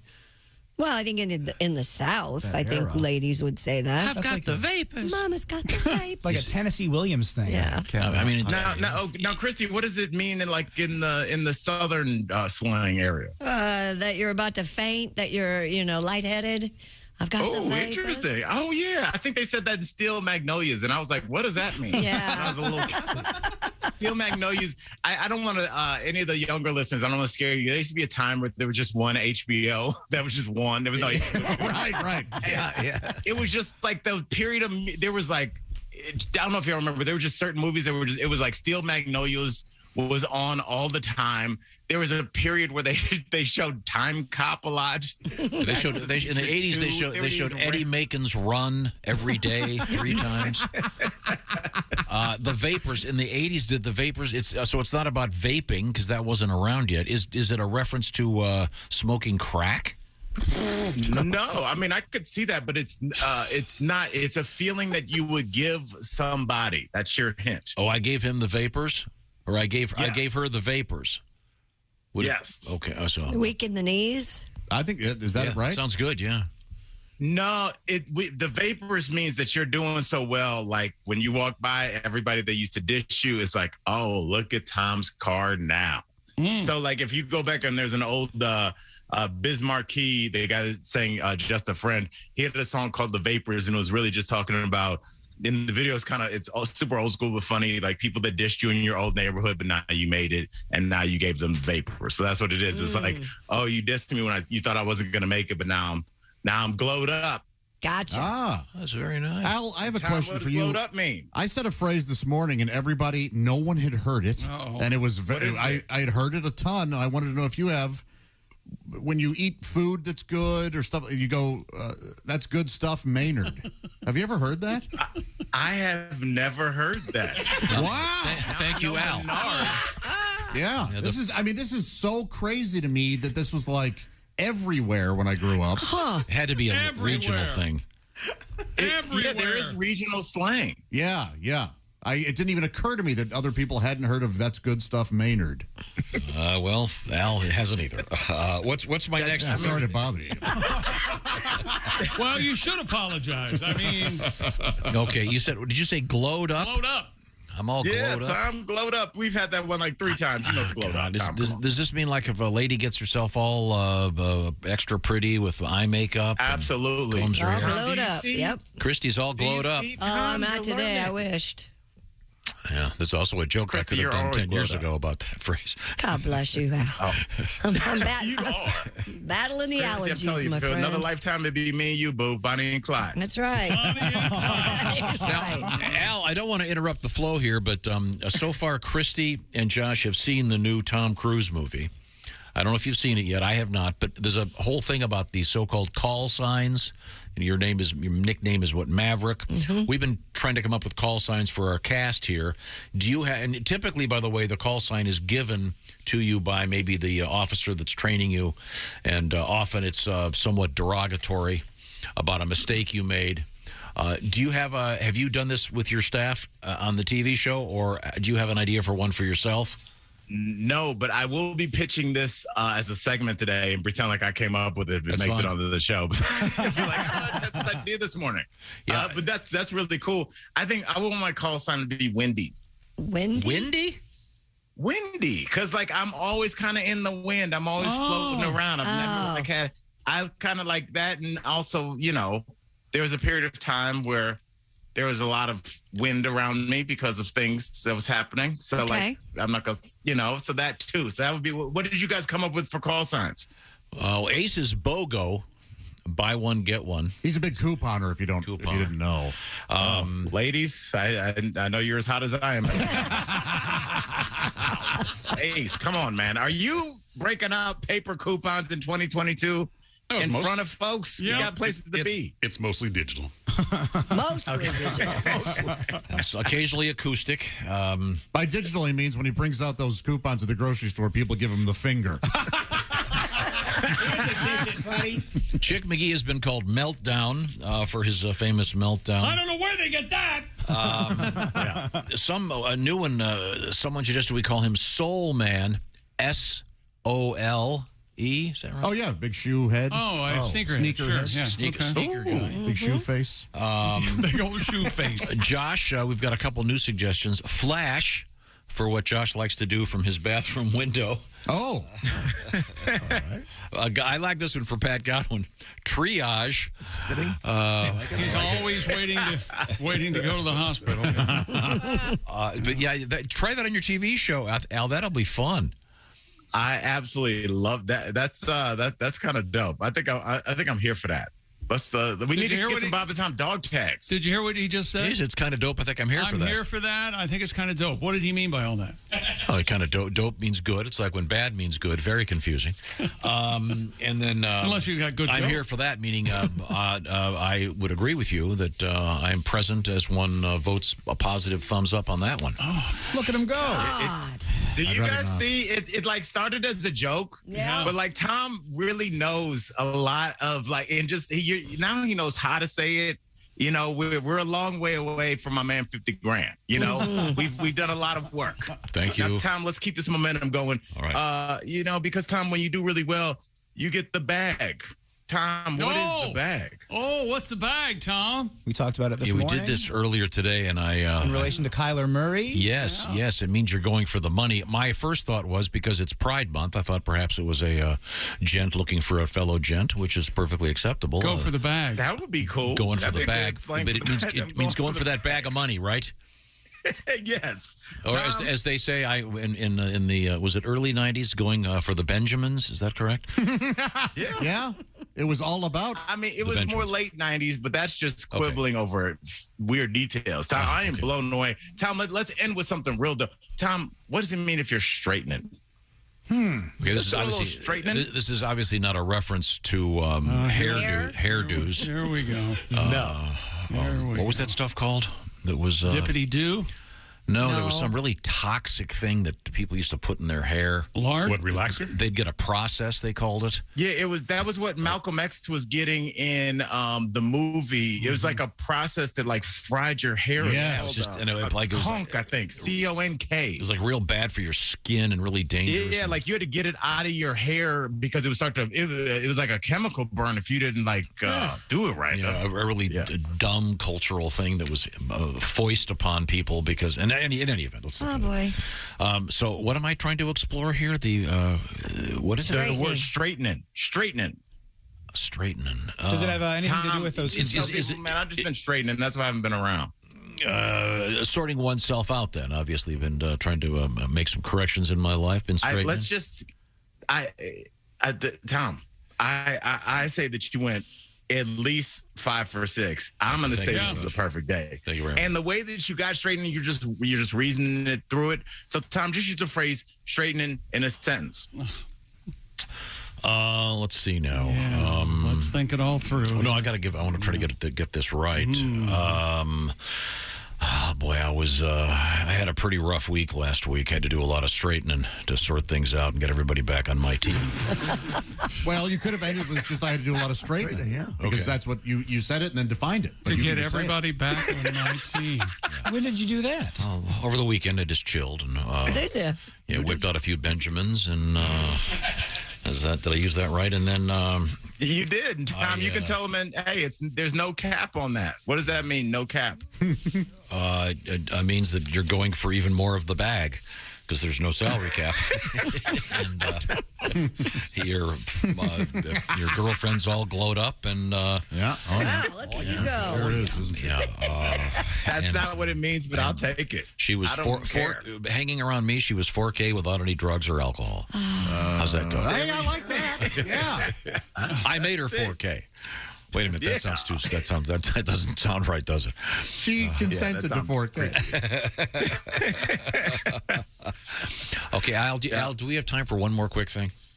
Oh, Tom, we always have time on your TV show Daily Blast Live. I like the idea of you guys all getting call signs.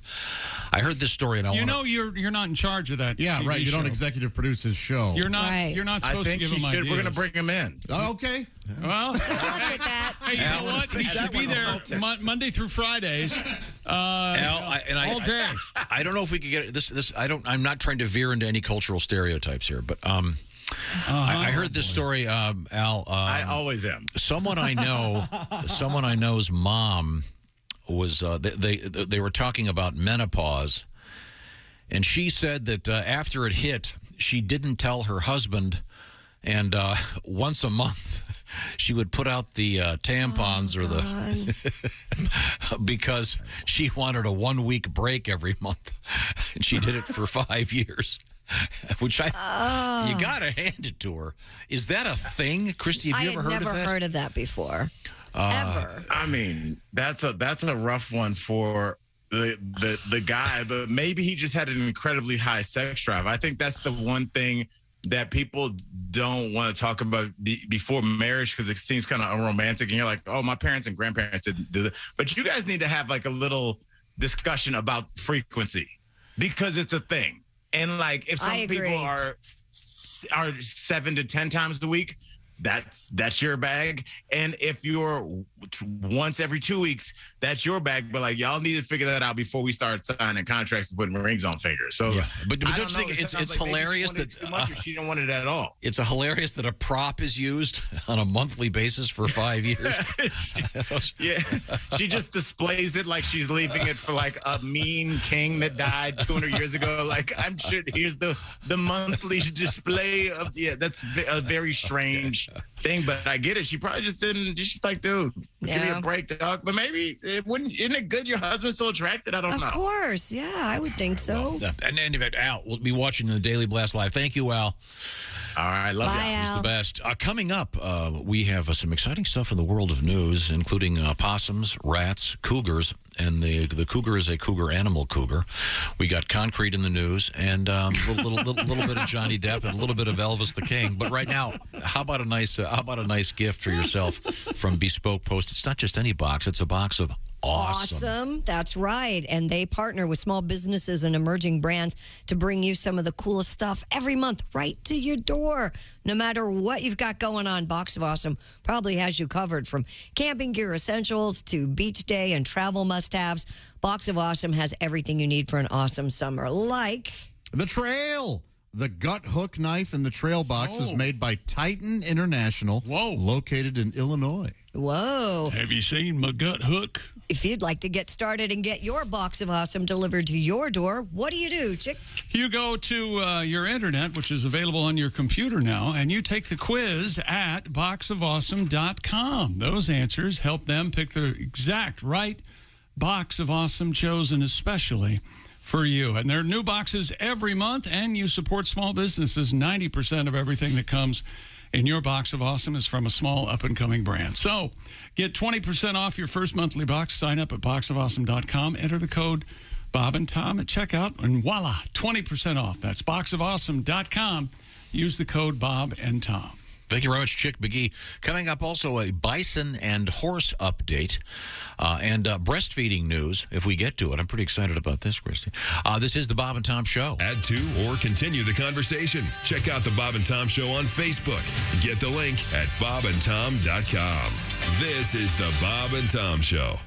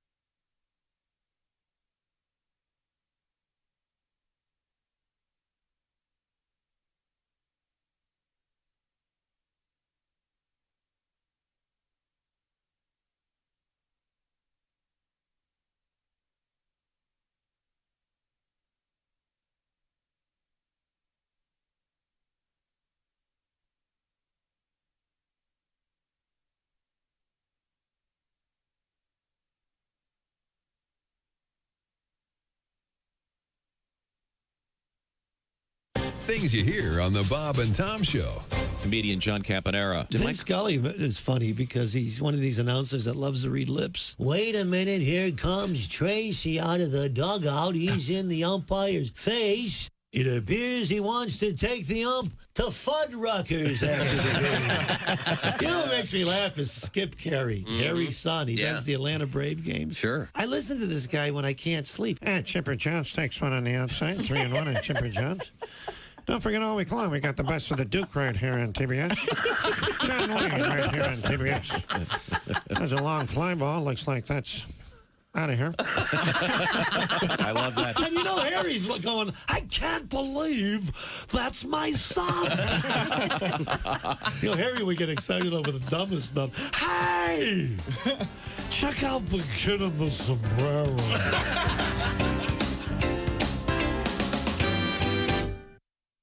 Morning laughter Just might be the best medicine. If you want to turn your daddy parts orange, eat some Cheetos and watch some porn. Bob and Tom 24/7. Hey, in case you want to watch the show, you can do that on your computer or your mobile device. Just head to bobandtom.com/live, and that opens up the video portal, if you will, and you can watch the show in real time as it happens. Won't cost you anything. It's a free service. We allow you to do it. We just ask you don't do it while you're driving down the highway. bobandtom.com/live if you'd like to watch while you listen or listen while you watch. We don't judge. For those of you that want to continue to listen while you listen here on Bob and Tom 24/7. Craig Shoemaker, formerly the sidekick of the Magic Johnson Show, a great stand-up comedian in his own right, and he'll be joining us in the 9 o'clock hour. Oh, Tom, that's not good for the show. I'm Chick McGee with your Bob and Tom Sports Update. New York Rangers rout the two-time defending Stanley Cup champion Tampa Bay Lightning 6-2 last night in New York in Game 1 of the Eastern Conference Finals for the Stanley Cup. Major League Baseball yesterday, interleague action. Boston beat Cincinnati by a score of 7-1. In the American League, Cleveland, Houston, Detroit, Baltimore, Toronto, and Tampa Bay all win. The Angels at the Yankees, that one postponed. In the National League, St. Louis, the Mets, Miami, Atlanta, Philly, Chicago, Colorado, and Pittsburgh all win. And in the NFL, Arizona Cardinals quarterback Kyler Murray returned to the practice field yesterday after a couple of months of off-the-field drama. Murray back with the team for the second set of Arizona's voluntary off-season workouts after missing the team's first practices in May. I'm Chick McGee, and that's your Bob and Tom Sports Update. Ladies and gentlemen, Bob and Tom. We have a lot to get to here, Christy, so what have you got over there? Well, authorities in Oh, that was weird. Where were we, Europe? Must have been overseas, kind of a break. He's a mess. So is the phone ringing or not? I don't know, is it? Apparently. Hello, Bob and Tom Show. Hey, Bob, it's Donnie Baker. Hey, Donnie. Hey, Don. Donnie, how are you? That's my bad. I'm on a flip phone and I double clutch. Sorry, Donnie. Bob and Tom in the morning and highlights all day long. The Bob and Tom Show, weekday mornings at 6 a.m. Eastern on Bob and Tom 24/7. Essential morning radio. All day and all night. Really? No, seriously. Really? Bob and Tom 24/7. 24/7. 24/7. They both make a living in their bare feet. Catching one is like a treat, and they both hang out right there by the shell. They both walk slow at a simple pace, both afraid to show their face, but only one has a built-in place to hide. Turtles and whores, turtles and whores. I love them turtles and whores. They both advertise a little tale, move so much and never get mail. They both go by the same nickname, Snapper. Daddy never told about the birds and bees, but always talked about both these and made it clear only one was fit to eat. Turtles and whores. Yeah. Turtles and whores. I love them turtles and whores. Turtles and hoes. Now, if you catch one, here's some advice. One is dirty and the other ain't nice. So be polite and always walk up from behind. Make small talk, never let them see fear. Don't work alone, just bait or beer. And when you're done, just drop them by the river. Turtles and whores. Everybody. Turtles and whores. I've caught both while fishing.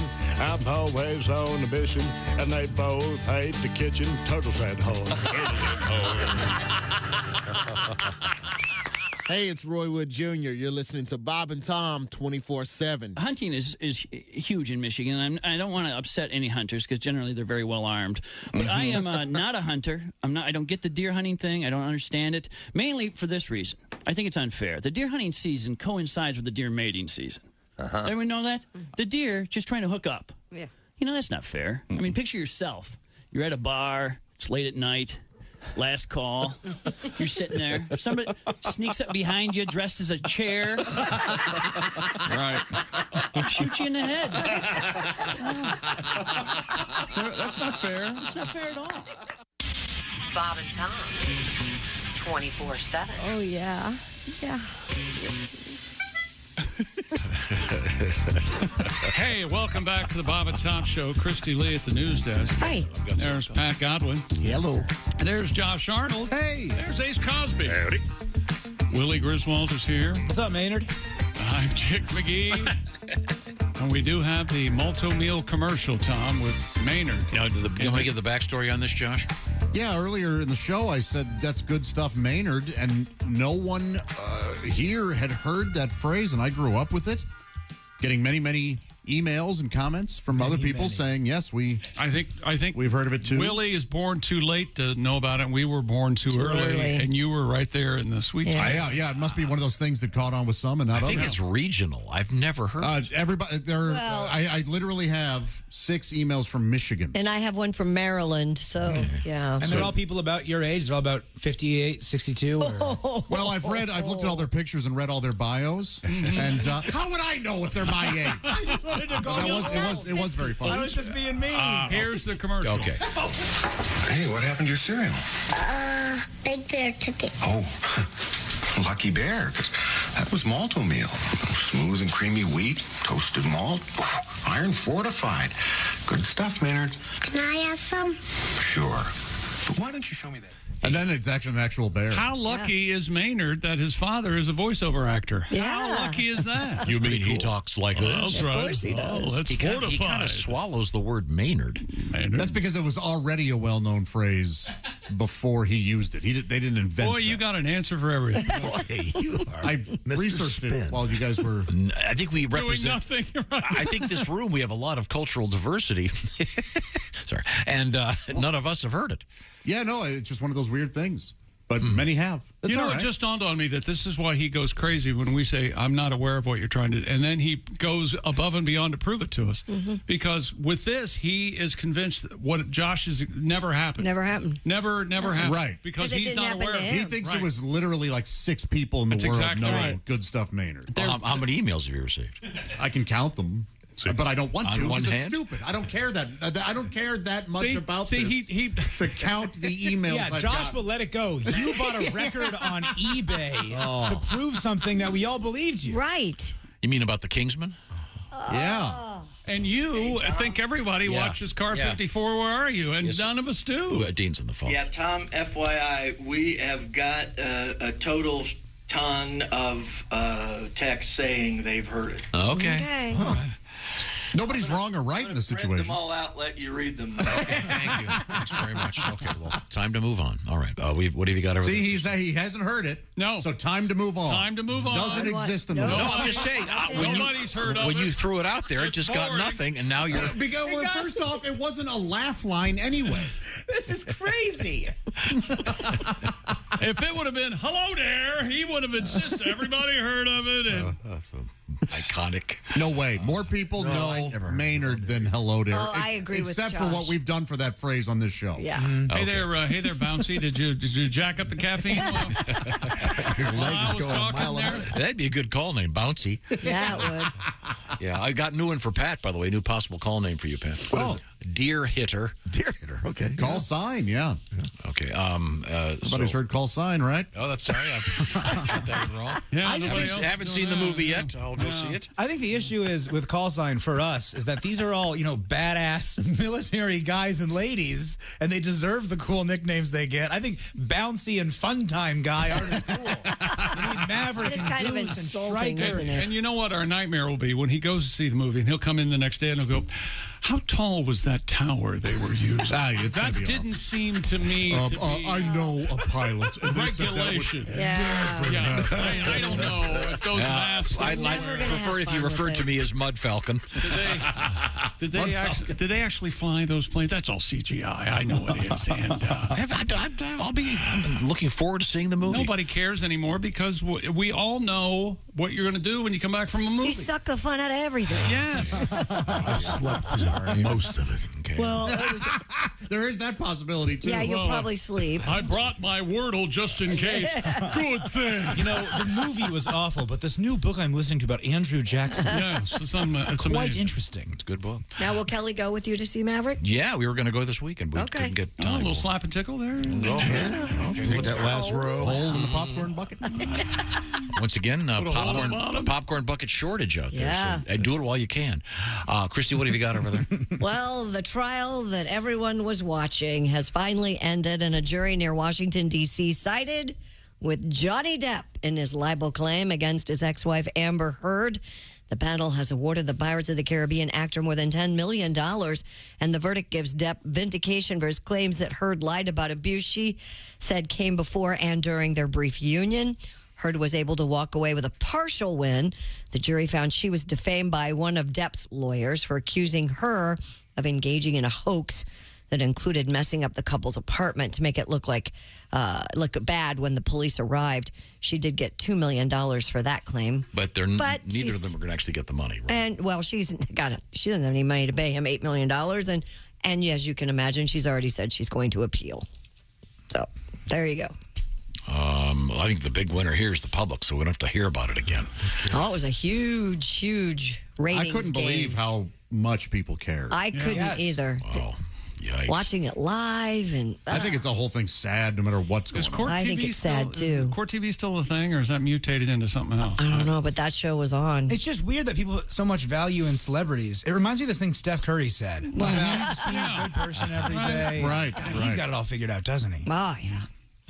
And a company that licenses the image of Elvis is trying to put a stop to impersonators performing Vegas weddings.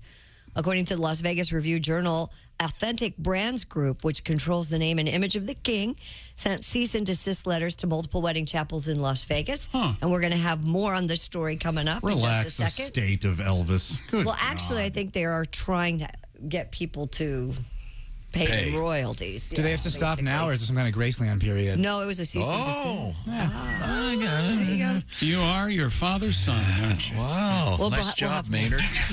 Nice job, Maynard. It was a little bit of fun at the end of the break.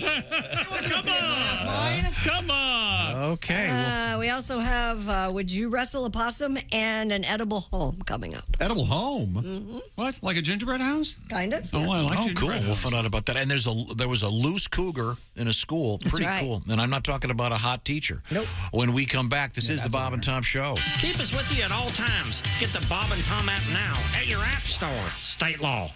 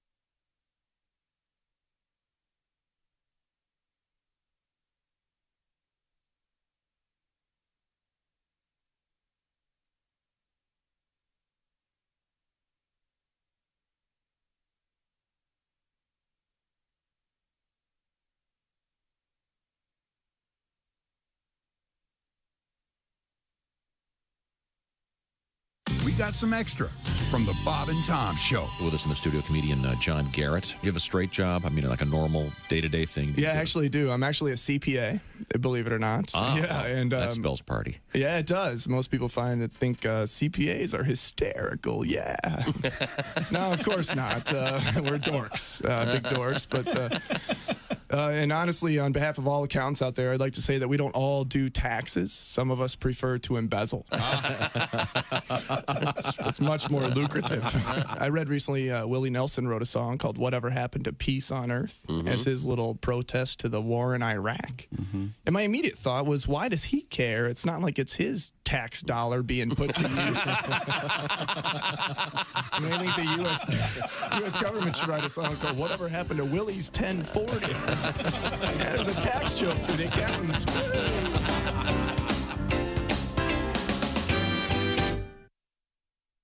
This is Bob and Tom 24/7. 24/7. 24/7. Hey, just a reminder, we've got some Bob and Tom Show podcasts out there. 3 of them you can download for free and listen to whenever you'd like. The Bits and Pieces podcast is a dive into the Bob and Tom archives. They search out and seek bits and favorite pieces from the show and talk about them. You got Jess Hooker, Jessica Alsman, Willie Griswold, and Jason Hofsetz as your co-hosts, and they dive deep into the archives. Lots of fun. Josh Arnold, my gosh, Josh, a recent guest on the Bits and Pieces podcast. Check them all out at bobandtom.com/podcasts. And did I mention they're free? Yes, they're free. And you're listening to Bob and Tom 24/7. Hi, everybody. Christy Lee with your Bob and Tom Entertainment News Desk. A jury near Washington, D.C. has sided with Johnny Depp in his libel claim against his ex-wife Amber Heard. The panel awarded the Pirates of the Caribbean actor more than $10 million. The verdict gives Depp vindication for his claims that Heard lied about abuse that she says came before and during their brief union. Heard was able to walk away with a partial win, though. She was awarded money by the jury, who say she was defamed by one of Depp's lawyers who are accusing her of engaging in a hoax that included messing up the couple's apartment to make it look bad when police arrived. She'll get $2 million for that. Kenny Loggins only found out about a month ago that his revamped version of Danger Zone was not going to be a part of the new Top Gun movie. Loggins tells Entertainment Weekly he had updated the song for use in Top Gun Maverick. However, the intro into the film uses the 1986 version. Director Joseph Kosinski tells EW that was a deliberate choice. And Bonnie Tyler has made Queen Elizabeth's birthday honors list, which bestows honors on British citizens. Tyler was named a member of the Order of the British Empire, or MBE. It's 3 steps below knighthood. Tyler says, quote, she's just a girl from a small town in Wales who just loves to sing. She says to be recognized in this way is very significant. Congratulations, Bonnie. And that's your entertainment news. I'm Christy Lee. More of the Bob and Tom Show coming up. Ladies and gentlemen, Bob and Tom. Dear Allie, twice now when I've been with my new girlfriend doing doggy, I've noticed there are pieces of toilet paper back there. Gross. All right. Tom can't take it. Tom is going to be visibly ill. He's not the only one. But Get out. He's doing doggy, though. Who is this person? The little red bear from the Charmin commercial? Oh, this is awful. I don't want to hear This is anymore. awful. Maybe she cut herself shaving. Bob and Tom in the morning and highlights all day long. The Bob and Tom Show, weekday mornings at 6 a.m. Eastern on Bob and Tom 24/7. Bob and Tom. You can pick your morning radio show, and you can pick your nose, but you can't wipe Bob and Tom on the couch. Good morning to you. If sports is your thing, then you need to order Magic Johnson Sportscasting my way. You'll learn to butcher grammar like it's a dead cow. Sometimes Charles do things and he does them for himself. See, what the fans should understand here is that Phoenix don't like to really set up half court. Magic's insights will teach you how to lose your train of thought in the middle of a sentence. You know, he's amazing. Every time he does something crazy or something. Nobody can abruptly switch to a completely different thought like the Magic Man. He's one of the best. If he get his feet set, hey, look out. And then also, he's having a good game. He had a good first game. Contradictory thoughts in the same sentence? Like magic. Kevin stumbled because his leg gave out on him in a sense. And so it's not 100% that leg, but he's doing, he's playing really well. He's not like he's favoring it at all. Magic. Angler. Dan Marley is continually to help offer Byron Scott. To get Magic Johnson Sportscasting my way, call 1-800. Oh, get it out of here. Hey, don't say we didn't warn you. There's laughter ahead. You guys want to grab lunch? We can't go anymore. Holy That's cow. a good day's work, everybody. This is Bob and Tom 24/7. And Jesus said, take this bread and eat it. It is my body. And the disciples said, Jesus, we're all on low-carb diet. We appreciate you dying for our sins, but we're all trying to slim down a little bit. We want to look good in the painting. Hi, everybody. This is Mark Sweeney, and you're listening. Site soon for you. Hey, welcome back to the Bob and Tom Show. Christy Lee at the news desk. Hey, Chickie. You all right? I'm all right. All right. Oh, let's get some enthusiasm. There's Pat Godwin. Hi, Chick. I'm fabulous. Yeah. There's Josh Arnold. Hello. There's Ace Cosby. Willie Griswold's here. Yeah, man. I'm Chick McGee, and now here's Tom. Thank you, Maynard. The motivator of No, that doesn't work. How does it work? It's purely good stuff, Maynard. That's Good stuff, Maynard. Yeah. Very good. We learned a little something today. Yeah, isn't that fun? Yeah, that is. Learning things. We're trying to learn our, call signs. Many suggestions. So another one for Ace. Blowhole. Why's that? Oh, because of the farting in the underwear? Because Ace claims his underwear is... a lot of people do. Thousands and thousands, millions of people do that. Hundreds of thousands. There you go. Thank you very much. Actually, when you talk about Ace Cosby, you talk about one thing. Rules that sexy man with a deep voice. Ace Cosby, here he is with his joke of the day. You're going to be hearing about this royal crap all weekend. We sure are. Yeah, the Jubilee. What happens when the queen goes to the toilet? What? A royal flush. A royal Ace Cosby's joke of the day. Wow. flush. That was basic spare parts. Yeah. Wow. You know what you got there? The joke of the day. Oh! Omaha Steaks. Dads want steak. Go to omahasteaks.com. Type BTS into the search bar. Order the Dads Want Steaks package. You'll get 16 entrees and 4 desserts plus 8 free Omaha Steaks burgers. Who wants steak? I want steaks. Dads want what? Steaks. All right. Could we rehearse this? No. It's not that hard. Okay. Steaks. Thank you, Omaha Steaks. Enter the bun. Once again, when you're cooking your burgers, sure. As you slip them into the bun, you sing "Enter the Bun" from the association. He's gonna go all the way back. It was recorded in 1960. Oh no, 60. Christy Lee, you're talking about the Elvis chapels. Can't use the name Elvis. What's going on? Yeah, Authentic Brands Group, which controls the name and image of the king, have sent cease and desist letters to multiple wedding chapels in Las Vegas, ordering them to stop using Elvis in themed ceremonies. With Elvis so closely tied to Vegas's wedding industry, some say the move could decimate their businesses. Clark County Clerk Lynn Goya, who led a marketing campaign promoting Las Vegas as a wedding destination. The Black Bean, they call her. Goya said the order could not have come at a worse time for the sector. Goya said, quote, "It might destroy a portion of our wedding industry." Authentic Brands Group said in a statement it has no intention to shut down chapels that offer Elvis packages in Las Vegas.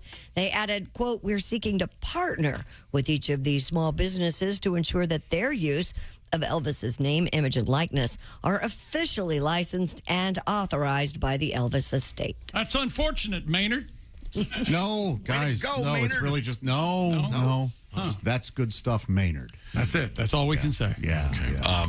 So even if you dress up with like the pompadour, the big sideburns, and the shades, the jumpsuit, you've got to pay him a fee. Apparently. Can you do the kind of loophole thing where you wear different glasses and you get married by Elvis? You know, could you do that? Maybe I read where Elvis Costello. Oh. Where the big glasses. I read where they were just calling it a rock and roll themed wedding, and he had a fedora and different glasses. This is like when you can't call it the Super Bowl, you have to call it the big game. Yeah. I know a guy who was an Elvis Costello impersonator. Did you? He had 3 good songs out of 500, but was considered a genius for some reason. Wrong. And he always played them last at his shows. If at all. Yeah. Don't you say that about my favorite cameo in Talladega Nights, Ricky Bobby, all right? He's a great actor. Oh. Wow. So that I don't know. I don't know if you aren't doing kind of a parody of Elvis, wouldn't it be? I can't see how this is hurting anybody. I don't know. And I don't know when does the estate suddenly needs money. Yeah, no joke. Well, with a new movie coming out, maybe they'll revive a little bit of the Elvis thing. Is there like a Kiss themed wedding chapel in Vegas? They have Kiss mini golf there. Kiss mini golf. They do? That's pretty Yeah. In Vegas? Yeah. Have you? Now I know something. Now I want to go at the Rio. Have you putted it? No. Oh. We've got to go.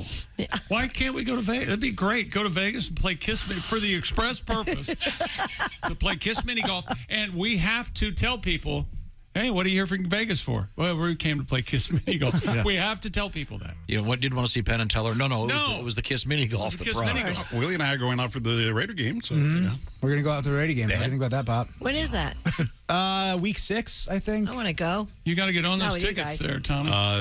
Those away game tickets for Vegas. I found a place that has packages. So. For Raiders. Great. I think more than 1,000 a piece. Are you kidding me? Can't put a price on.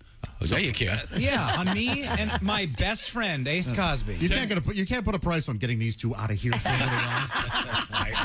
How about 10 grand for the weekend? Pat, do you have a song for us? Sure. If you'd like to hear something. You got a song tribute to Elvis? If you're going down to Memphis, you really have to see him. Frozen in time in his homegrown mausoleum. And the only photos of him are all rockabilly thin, shaking those hips with a microphone in his hand. There are no pictures of Fat Elvis at Graceland. Oh no, there are no pictures of Fat Elvis at Graceland. I swiped right on Tinder, and now we're on a date. When the lady quite politely inquires about my weight, because the only photos of me when I was thin and 33, she thought I'd be a younger, more handsome man. I told her there are no pictures of Fat Elvis at Graceland. On the walls of Graceland, it's thin Elvis rocking and rolling. You won't see him in that jumpsuit with his belly overflowing. So like the images of him in my pictures, I'm always thin. My profile photo is me and my high school band. There are no pictures of Fat Elvis and no camera shots of my flabby pelvis. No pictures of Fat Elvis in Graceland. Come on, fellas, let's get some pancakes. Oh, thank you, the gang. Oh, man. Oh, that's nice. That's nice. Here's a little tribute to Elvis. You ever hear this one? I love this tune. Remember this one, Christy? I remember. Chick, you remember this one? Shut up!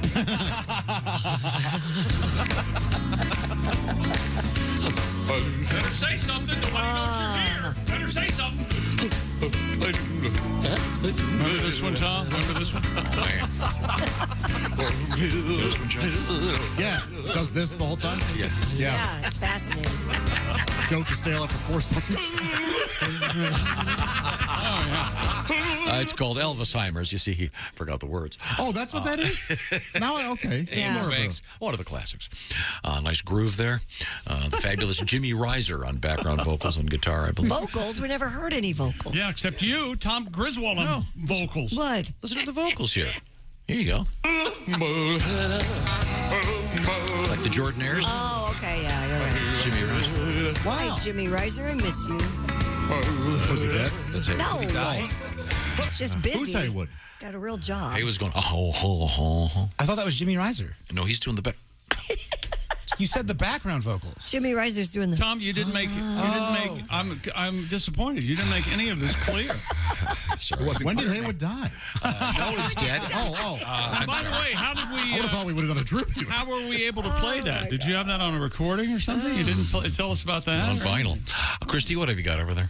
Breastfeeding has long been thought to help boost a child's IQ, but other factors such as mom's education level and social standing could also be responsible for some of this benefit. Well, then I am glad I wasn't breastfed. A new study shows babies who were breastfed for 6 months or longer scored higher on tests measuring verbal and spatial skills upon age 14 that those compared with kids who weren't breastfed as babies. How do they know that? So wait a minute. If you were breastfed, you scored higher on tests? Yes.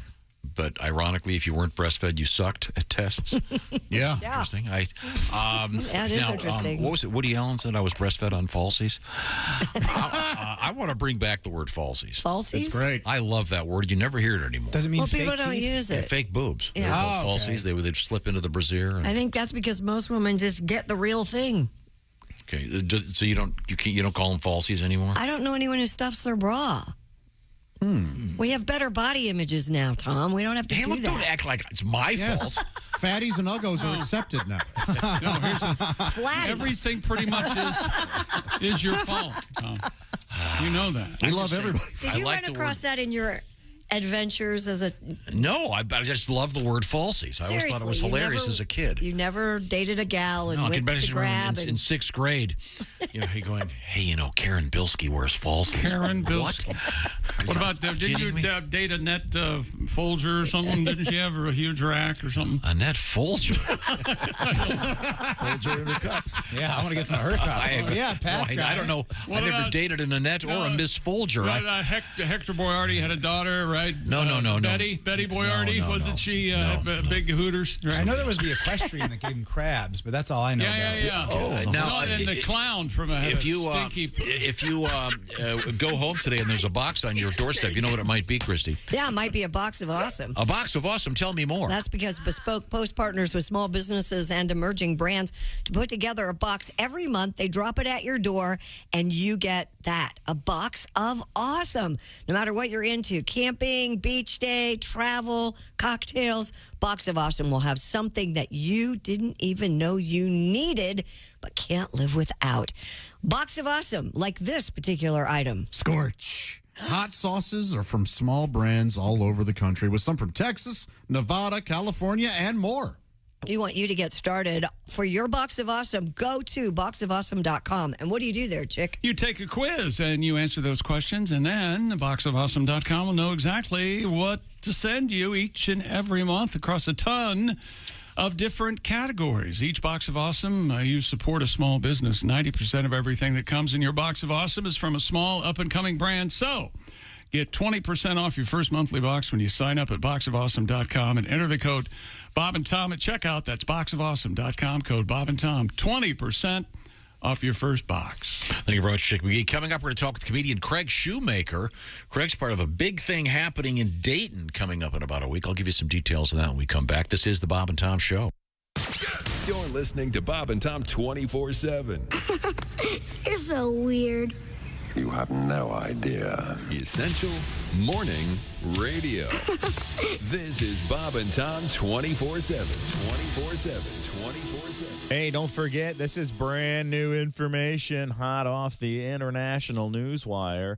A night of live comedy with the Bob and Tom Show. We're talking about performances by That Man, Willie Griswold, That Man, Jeff Oskey with the news we failed to mention news desk, Josh Arnold, my gosh, and there's the guy with the #1 comedy album in the country, Pat Godwin. Oh, sure, Tom and Chick will be there, too. For tickets, go to bobandtom.com/comedy show. Friday, June 17th at the Irving Theater on East Washington Street, Indianapolis, Indiana. Doors open 6:30 p.m. The show at 7:30. General admission tickets, just $40. Can you imagine that? Limited VIP tickets for $100. Have some laughs and help send some local kids to summer camp. That's right. We're sending the kids to camp, and you can help out at bobandtom.com/comedy show. If you're in the Indianapolis or Central Indiana area, we'd love to see you. Come on out. And believe me, these tickets will go fast. bobandtom.com/comedy show. The show Friday, June 17th at the Irving Theater on East Washington Street in Indianapolis. And you're listening to Bob and Tom 24/7. Good morning. I'm Mark Allison with things you may have missed. An unusual story across France. More than 300 people have reported being pricked out of the blue with needles at nightclubs or concerts in recent months. Doctors and multiple prosecutors on the case. No one knows who's doing it or why, and whether the victims have been injected with drugs or indeed any substance at all. Club owners and police trying to raise awareness. A rapper even interrupted his recent show to warn concertgoers about the risk of surprise needle incidents. It's not just in France. Britain's government studying a spate of needle spiking, as they're calling it, there as well. Police in Belgium and the Netherlands also investigating scattered cases there as well.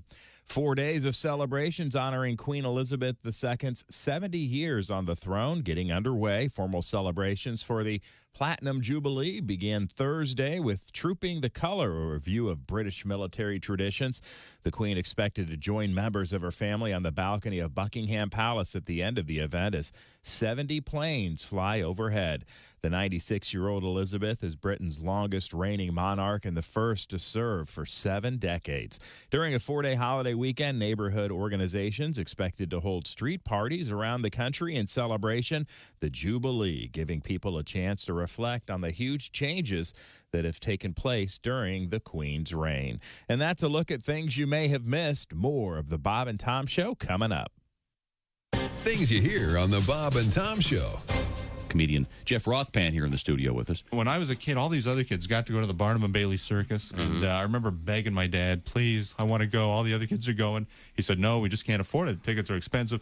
He ended up taking us to this Bob Circus. It was actually called, no, this is true. Bob Circus. Yeah, and it was in a mall parking lot. And what a difference. I remember the guy yelling, and now huge midgets.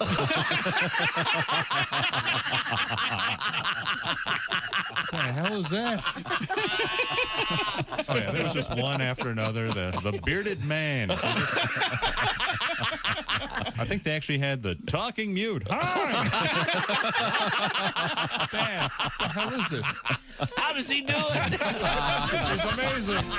He's a mute, yet he speaks.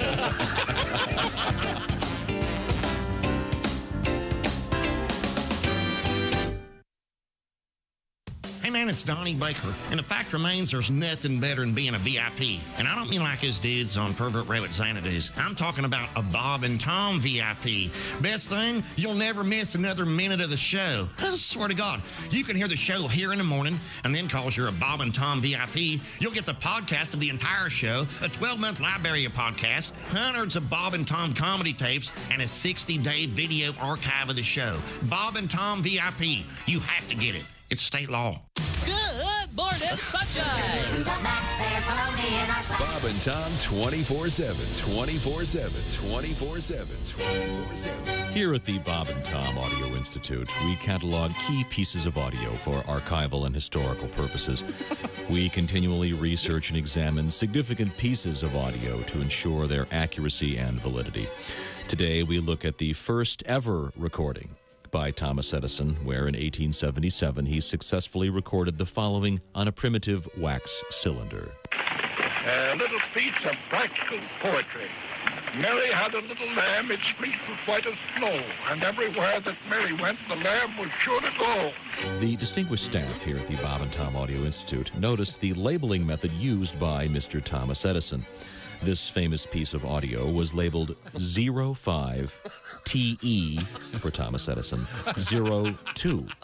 Knowing this format is the industry standard to this day, we here at the Institute theorize there must be a 05TE01. After years of research and investigation, we have uncovered the following audio cylinder. This is the very first ever recording by Mr. Thomas Edison. The first words I spoke in the original... Hey, welcome back to the Bob and Tom Show. Christy Lee at the news desk. Hey. There's Pat Godwin with his guitar. Hey, chick. There's Josh Arnold at the sidekick chair. Chick. Ace Cosby's here at the track phone hotline, hot phone. Hey, my dirty. There's Willie Griswold. Good morning. Hi, Wilbur. I'm Chick McGee, and here's Tom Griswold. My dirty. Thank you very much. Got a couple call sign letters we're going to get to. I like this one guy, a badass, 10 years flying in the United States Navy. His last name is Safer. And his call sign, of course, was Morley. Morley Safer. That's not bad. Famous newscaster. Yeah. I want to remind you, tomorrow we're going to feature something special from our friend comedian John Evans. John is in Bloomington, Illinois, at a place called the Cackle Shack, right next to the Cankle Shack. Wow. For extra large socks. Are your ankles hard to fit? Call us at the Cankle Shack. Wait a second. There's a handsome man on the big screen. I see him right there. It's Craig Shoemaker. Hey, Craig, how are you? Long time no see. Hey, long time, yeah. Is it really Is there really a cackle shack? Was that a joke? No, it really is called the Cackle Shack. I think it's a nice change of pace that it's not named after mental illness, as so many comedy clubs are. And back in your day of doing the clubs, I'm sure you played a number of loony bins, et cetera, et cetera.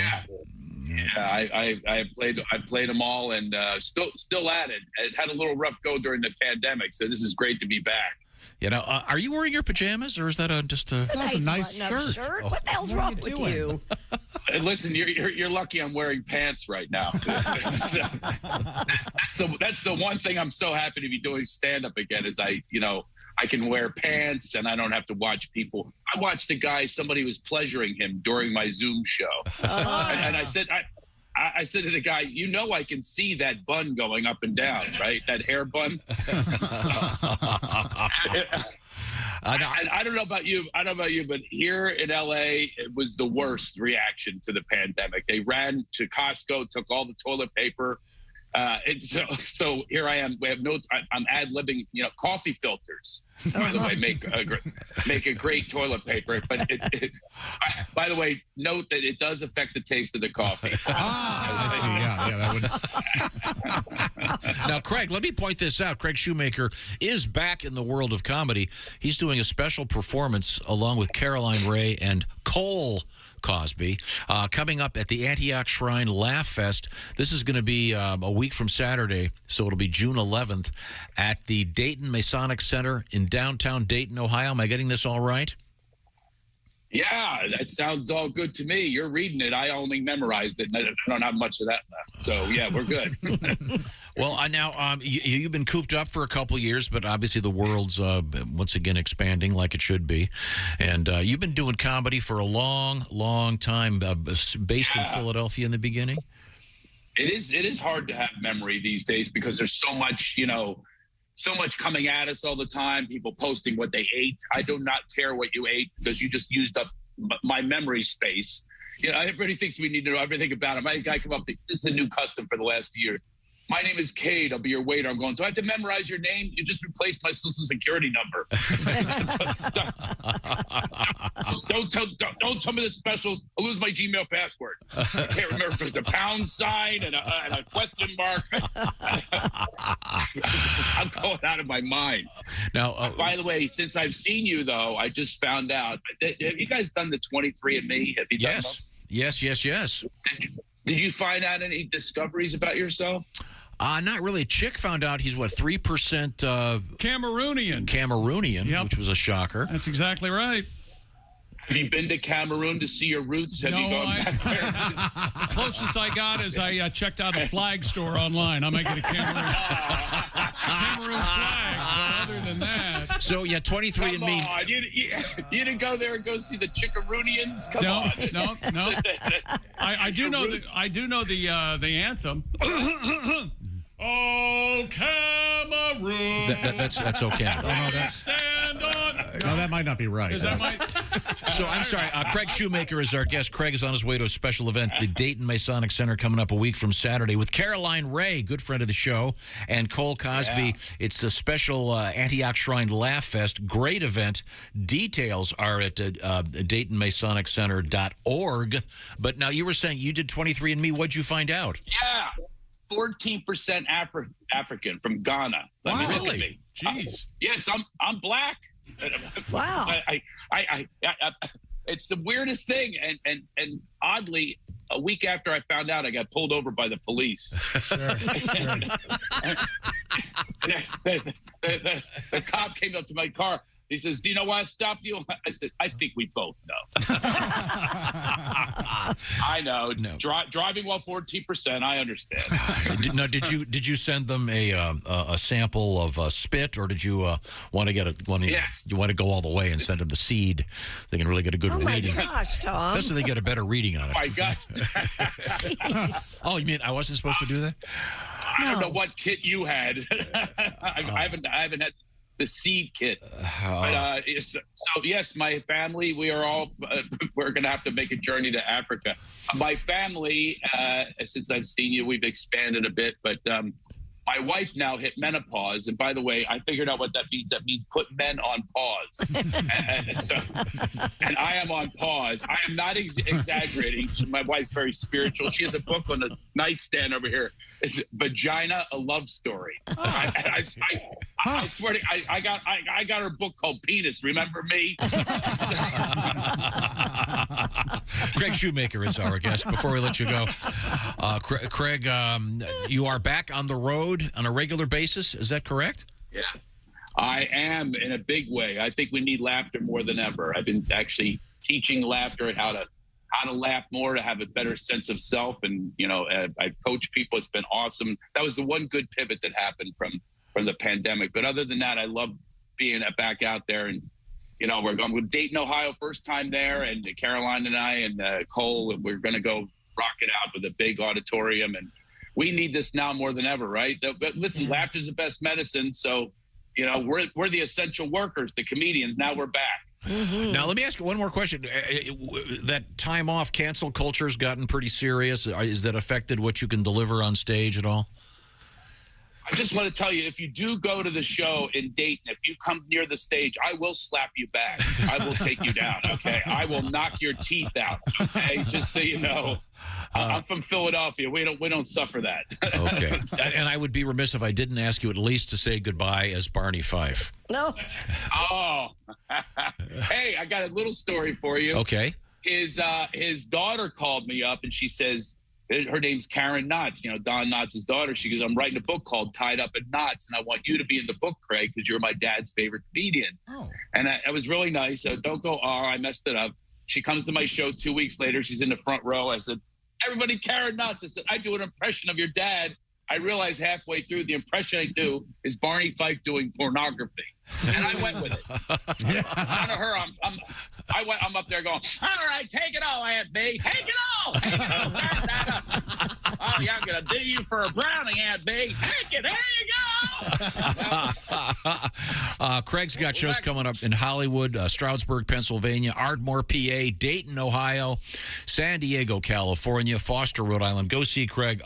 One of the few standing ovations I've seen in the last few years was Mr. Craig Shoemaker. It's always a great pleasure, Craig. You look great. You're super handsome. I was hoping you'd aged and made me feel better.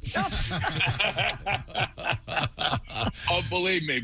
You haven't checked the bruises out here. Okay. Well, thank you, Craig. Anyway, hey, it's great to see you all. I hope to see you in studio sometime soon. Dayton Masonic Center. Once again, those tickets, DaytonMasonicCenter.org for this great benefit with the very funny Caroline Ray, Cole Cosby, and Mr. Craig Shoemaker, who's wearing his pajamas right now. He's not. He's wearing a nice shirt. Very nice. Oh, those are pajamas. Very nice shirt. Look. Okay.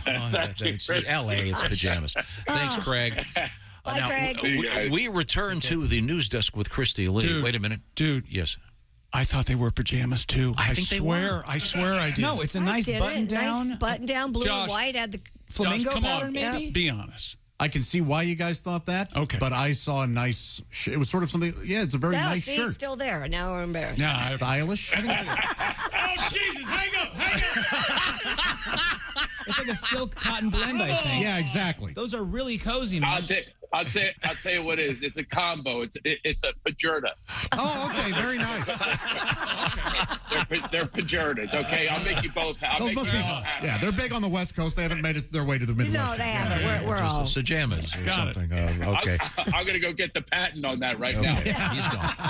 Craig Shoemaker is our guest. Speaking of California, a quick-thinking school custodian successfully confined a wild cougar in an empty classroom, according to Detective Javier Acosta. Is that a good cougar, Tom? Yeah. Have you seen the pictures? Have you seen the pictures of this thing? It's a big guy. It's terrifying. With the San Mateo County Sheriff's Office, the custodian was opening Pescadero High for the school day. Go Pescadero, we are the Peskies. We spotted the juvenile mountain lion. We'll just bug you. He said, quote, the mountain lion casually walked through campus and decided to go into an English classroom. Hello. The custodian acted quickly and managed to shut the door behind the lion. The California Department of Fish and Wildlife tranquilized the cat. He shut it in there with the kids? No, there were no kids there. There were no students or teachers on campus at the time. But if they'd arrived, all right, kids, good luck. I'd say the school should make the team name should be the Janitors. Why? This guy's a hero. Oh, yeah. All he did was shut a door. Whoop-de-doo. Called the authorities. Oh, my God. I mean, he did the right thing. Yeah. You know, what would you have done? Called in sick? No. I would have done exactly what he did. I would have shut the door behind the cat and called 911. Were you talking to Godwin or were you talking to Christy? Oh, sorry. I haven't fake sick in so long. It's the most fun thing you can do is fake sick. I never enjoy I have never What? fake sicked. You call in, and then you turn the TV on immediately. I'm guilty. I feel guilty all day. Isn't it? So I just don't do it anymore. Isn't it wonderful that as soon as you call in sick, I'll start feeling a lot better. Instantly. There should be, you know, with cable TV and satellite TV, there's a lot of channels out there. And I know there's a channel that has old game shows, but there should be a channel, the Call-In Sick channel, where it shows all the programming from when you were a kid, even the crappy daytime stuff and the commercials. Well, I guess I'm going to have to read or something. But As the World Turns is on. Yeah. When I was a kid, the only thing you could watch that was even halfway entertaining was called Topper. It was the TV show about this ghost couple. Sure. And it was Ann Sterling, and I forget who her husband was, and Leo G. Carroll was Topper. Old reruns of Topper. Wow, I liked the movie. I've seen the movie. I like the game shows, though. The old, back in the day, the old ones in black and white. Yeah, but they were over, what, at 10 and then 11 then the at soap the operas latest? came on, and you had to, I wish I hadn't called in sick.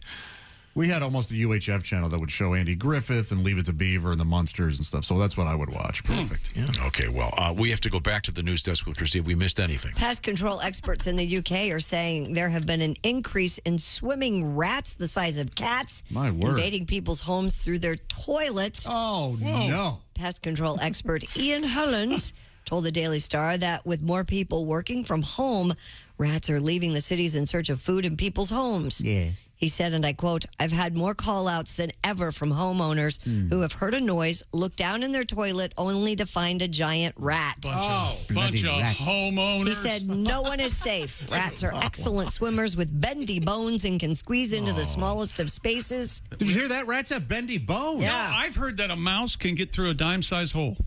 That's what I heard. Okay, I guess so. How do they do it? How does their skull fit? They have bendy bones. They have bendy bones. Squeeze right through a That is hole. true. Basically, if they want to get in your home, they will, he said. Oh, yeah. There are more rats than ever, and they're taking over. I've seen them the size of cats. If you're really quiet as a mouse is trying to break into your house, you can hear dun dun dun dun dun dun dun dun dun. That's right. And there's a little mouse with a black knit hat on and goggles, and he's trying. Helen's had some Rats, methods but they're in the toilet? to help rat invasion. They come up the pipes. He says get a rat gate for your water pipe. I don't know what a rat gate is. It's like a mesh type deal. That's awful. You act like you've been through this before. Oh, I'm lousy with rats in Oh, my are house. you really? Oh, Okay. gosh. He used to build.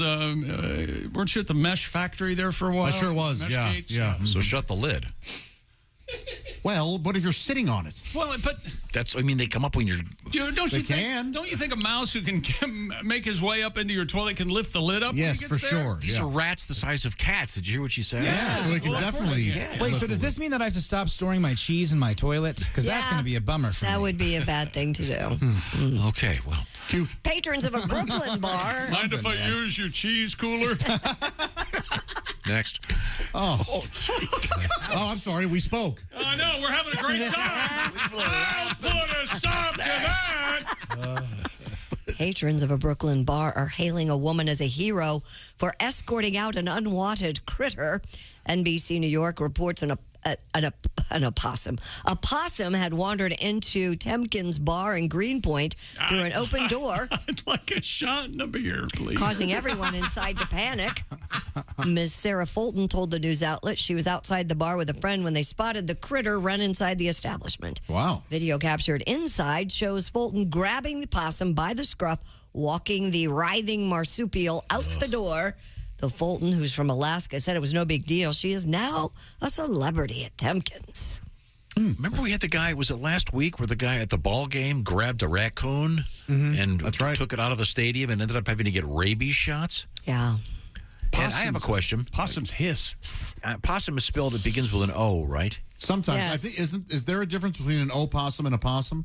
No, I don't think so. So is it A-N before? So is it An? See, that's what threw me because you put that and opossum. So then I went. A-possum since you don't. Okay, I think opossum is an exclamation. It's you do. It's like think of like honorable, That's the Irish an possum. honorable person. The vowel sound. Okay. Yeah, but you wouldn't say an possum. You'd say a Yeah, possum. the vowel Do you think this sound. was a setup? Do you think this lady had them let the possum loose so she'd get free drinks all day? No, I don't think so. Little trained little possum. Go in there. Don't play dead. Nah. I'm going to escort you out of the building. Would you pick up a possum, Christy?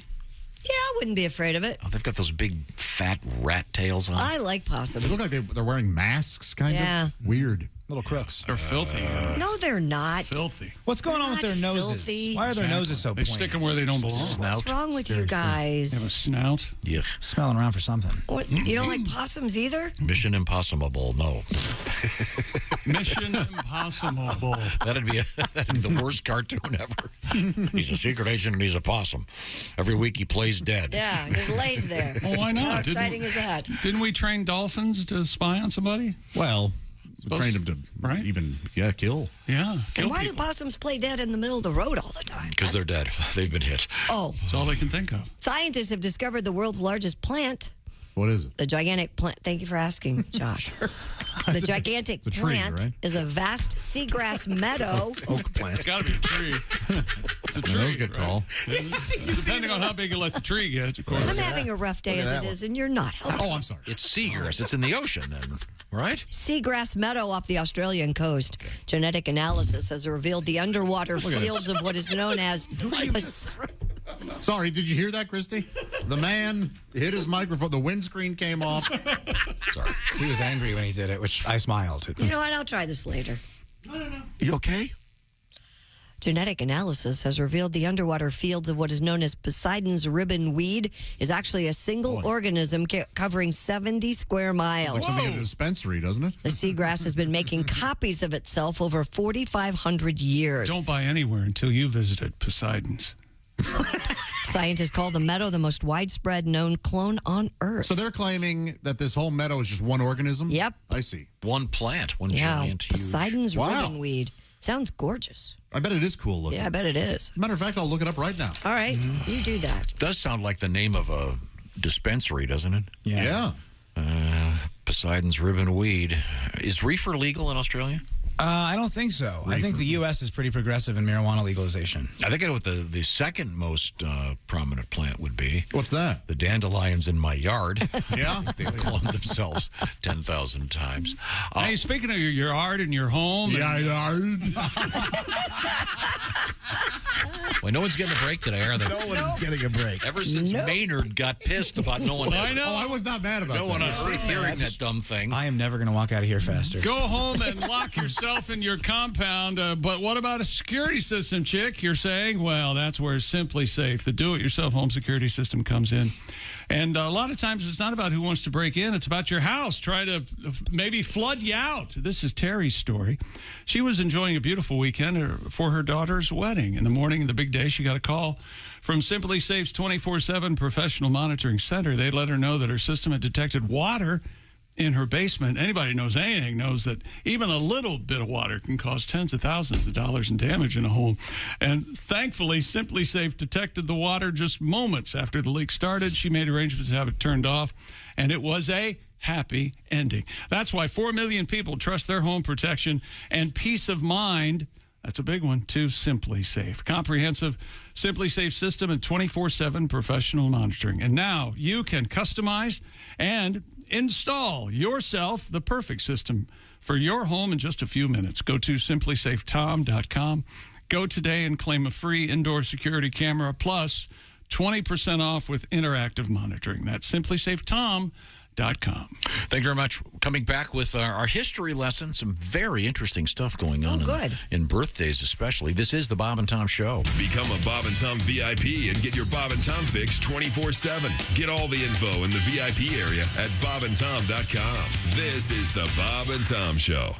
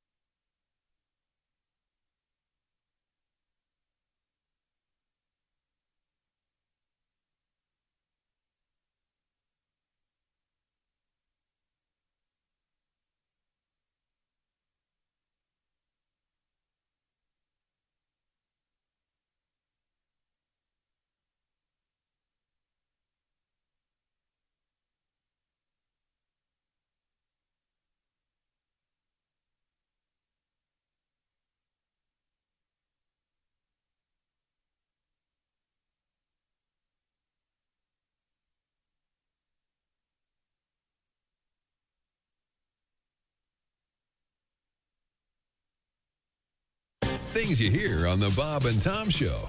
Comedian Jim Gaffigan joins us in the studio, a family man, a clean liver. Now, when you're on stage, Jim, you don't do a blue kind of show, do you? I'm very clean and kind of, I talk about cake for like an hour because, cake's an important topic. Cake, tell me about cake. Well, there's a lot of different. Cake's a powerful food. Cake can actually bring people together. It's Bill's birthday. Yeah, I hate that guy. There's cake in the conference room. Well, I should say hello. Who am I to pass judgment on him? It's his big day. There's so many types of cake. There's rum cake, which makes sense because we've all been eating cake and thought, this needs booze. Shot of liquor. I don't have time to eat and drink. There's fruit cake. That's a bit of a disappointment. Oh, yeah. You'd think that would be better. Fruit, good. Right. Cake, great. Right. Fruit cake, nasty crap. Yeah, it's amazing. Yeah. Have you tried fruit cake? I don't even think that's fruit in there. You're like, when is that, a Skittle? Hey, don't say we didn't warn you. Oh, my God. There's laughter ahead. This is Bob and Tom 24/7. Hey, thanks for joining us here on a Thursday morning. Feels like a Wednesday, doesn't it? Hey, for everything Bob and Tom, check out bobandtom.com. All the latest highlights, news, information, links to our social media sites. We know you kids love your social media. And, of course, much, much more. Check out Willie Griswold in the infield of the Indianapolis 500. Tom interviewing the drivers. And, again, congratulations to Marcus Ericsson and Chip Ganassi Racing for winning the greatest spectacle in racing. We were all over it here with the Bob and Tom Show. Willie and I in the infield. Bob and Tom Show all morning long in the pre-race. And, again, leading up to it, Carb Day. Live from Indianapolis with drivers Tony Kanaan, former two-time winner Al Unser Jr. It was a lot of fun. Hope you were able to join us, and I'm sure we'll do it all again next year. We learn a lot on the Bob and Tom Show. We'll be back in a matter of moments to find out what it was we learned today and a look at history on this June 2nd with our history teacher, Mr. Tom Griswold. That's up next right here. Stay tuned. Bob and Tom 24/7. Hi, everybody. Christy Lee from the Bob and Tom News Desk. President Joe Biden says he was not briefed on the prospect of nationwide shortages of infant formula for about 2 months, and he acknowledged the strain on families as his administration struggles to address the situation. However, company executives in a meeting Biden hosted from the White House told the president they knew the effect of a shutdown of a major production plant in February would have on the U.S. supply almost right away. And the number 2 executive at Meta is stepping down. Sheryl Sandberg is leaving after serving with the company that owns Facebook for 14 years. She joined Facebook from Google, doing so 4 years before Facebook went public. And imagine going one-on-one with a mountain lion in an otherwise empty building. A custodian in Northern California high school didn't have to imagine it. He lived it. The custodian was able to spirit the mountain lion into an empty classroom where it was kept confined. There were no students or staff inside Pescadero High when the big cat strolled onto campus. The animal, described as lost and scared, was removed by federal wildlife officials who returned him to his natural habitat. And that's your news. I'm Christy Lee. More of the Bob and Tom Show on the way. Hey, Shooter, it's Kenny Tarmac. Hey, we just landed. I'm an ORD, just got in from TPA through ATL. And hey, guess what else just landed? The Bob and Tom app. I know. Now, thanks to the Bob and Tom app, even if I have to go all the way from Foxtrot 20 down to Alpha 4, I can still listen live, see their videos, find an affiliate station, use the alarm, and even send a message. This is Kenny Tarmac signing off and reminding you, everything I touch turns to sold. Bob and Tom. They put the F in professional. There's a new documentary out there entitled Sick. It's the winner of the Los Angeles Independent Film Festival Award. The film chronicles the life and times of super masochistic performance artist Bob Flanagan. In one scene, Flanagan is shown hammering a nail into, then removing it from his most private part, which would be his penis. Wow. Boy, what if he misses and hits his thumb? Well, then that would hurt, Bob. Yeah, there's a bone in there. That's really going to hurt. That's going to hurt. Hold on a second. Morning, Bob and Tom Show. Bob and Tom? Yes. Yeah. Bob Vila. Bob Vila, the Hiya, Bob. famed home repair host. How's it going, Bob? Pretty good. Good. What can we do for you? Hey, you guys are talking about something. It's pretty common. Uh-huh. A lot of the home repair guys do it. I do it all the time. You actually take a nail and pound it into your penis on purpose? Heck yeah. Now, Really? do you use a nail gun or do you use a regular traditional hammer and nail? Oh, I'm not a conservative guy. Just use a nail. Okay. Oh, okay. In fact, I was at the hardware store the other day picking up a nail just for that. Uh-huh. And I took it up to the counter. The guy goes, that'll be $1. I go, great. He goes, that'll be $1.04 with tax. I go, tax? Wait, I am kinky? Tax too. Hi, this is comedian Rob Haney, and you're listening to Bob and Tom 24/7. Bob and Tom, 24/7. Oh, yeah.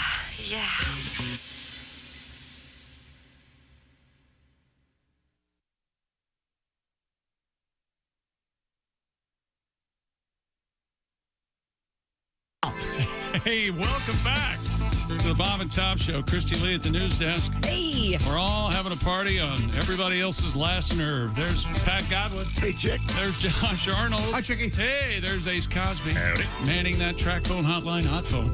There's Willie Griswold. I'm going to get a coffee after this. Oh, cheer good myself for you. up. How about that? Nice. That's real nice. I'm Chick McGee. And if you're wondering, yes, Willie orders coffee just like his father does. 2 different cups and mixes the drinks together.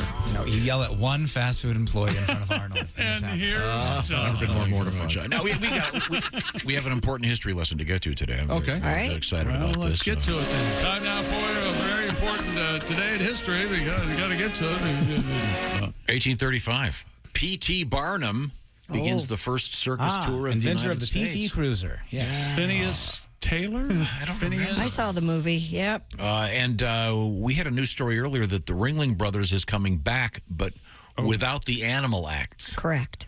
By the way, so it's going to be like Cirque du Soleil. Yeah, pretty much. What are they going to starve and whip? The human cannonball. Oh, okay. Yeah, poor bastard.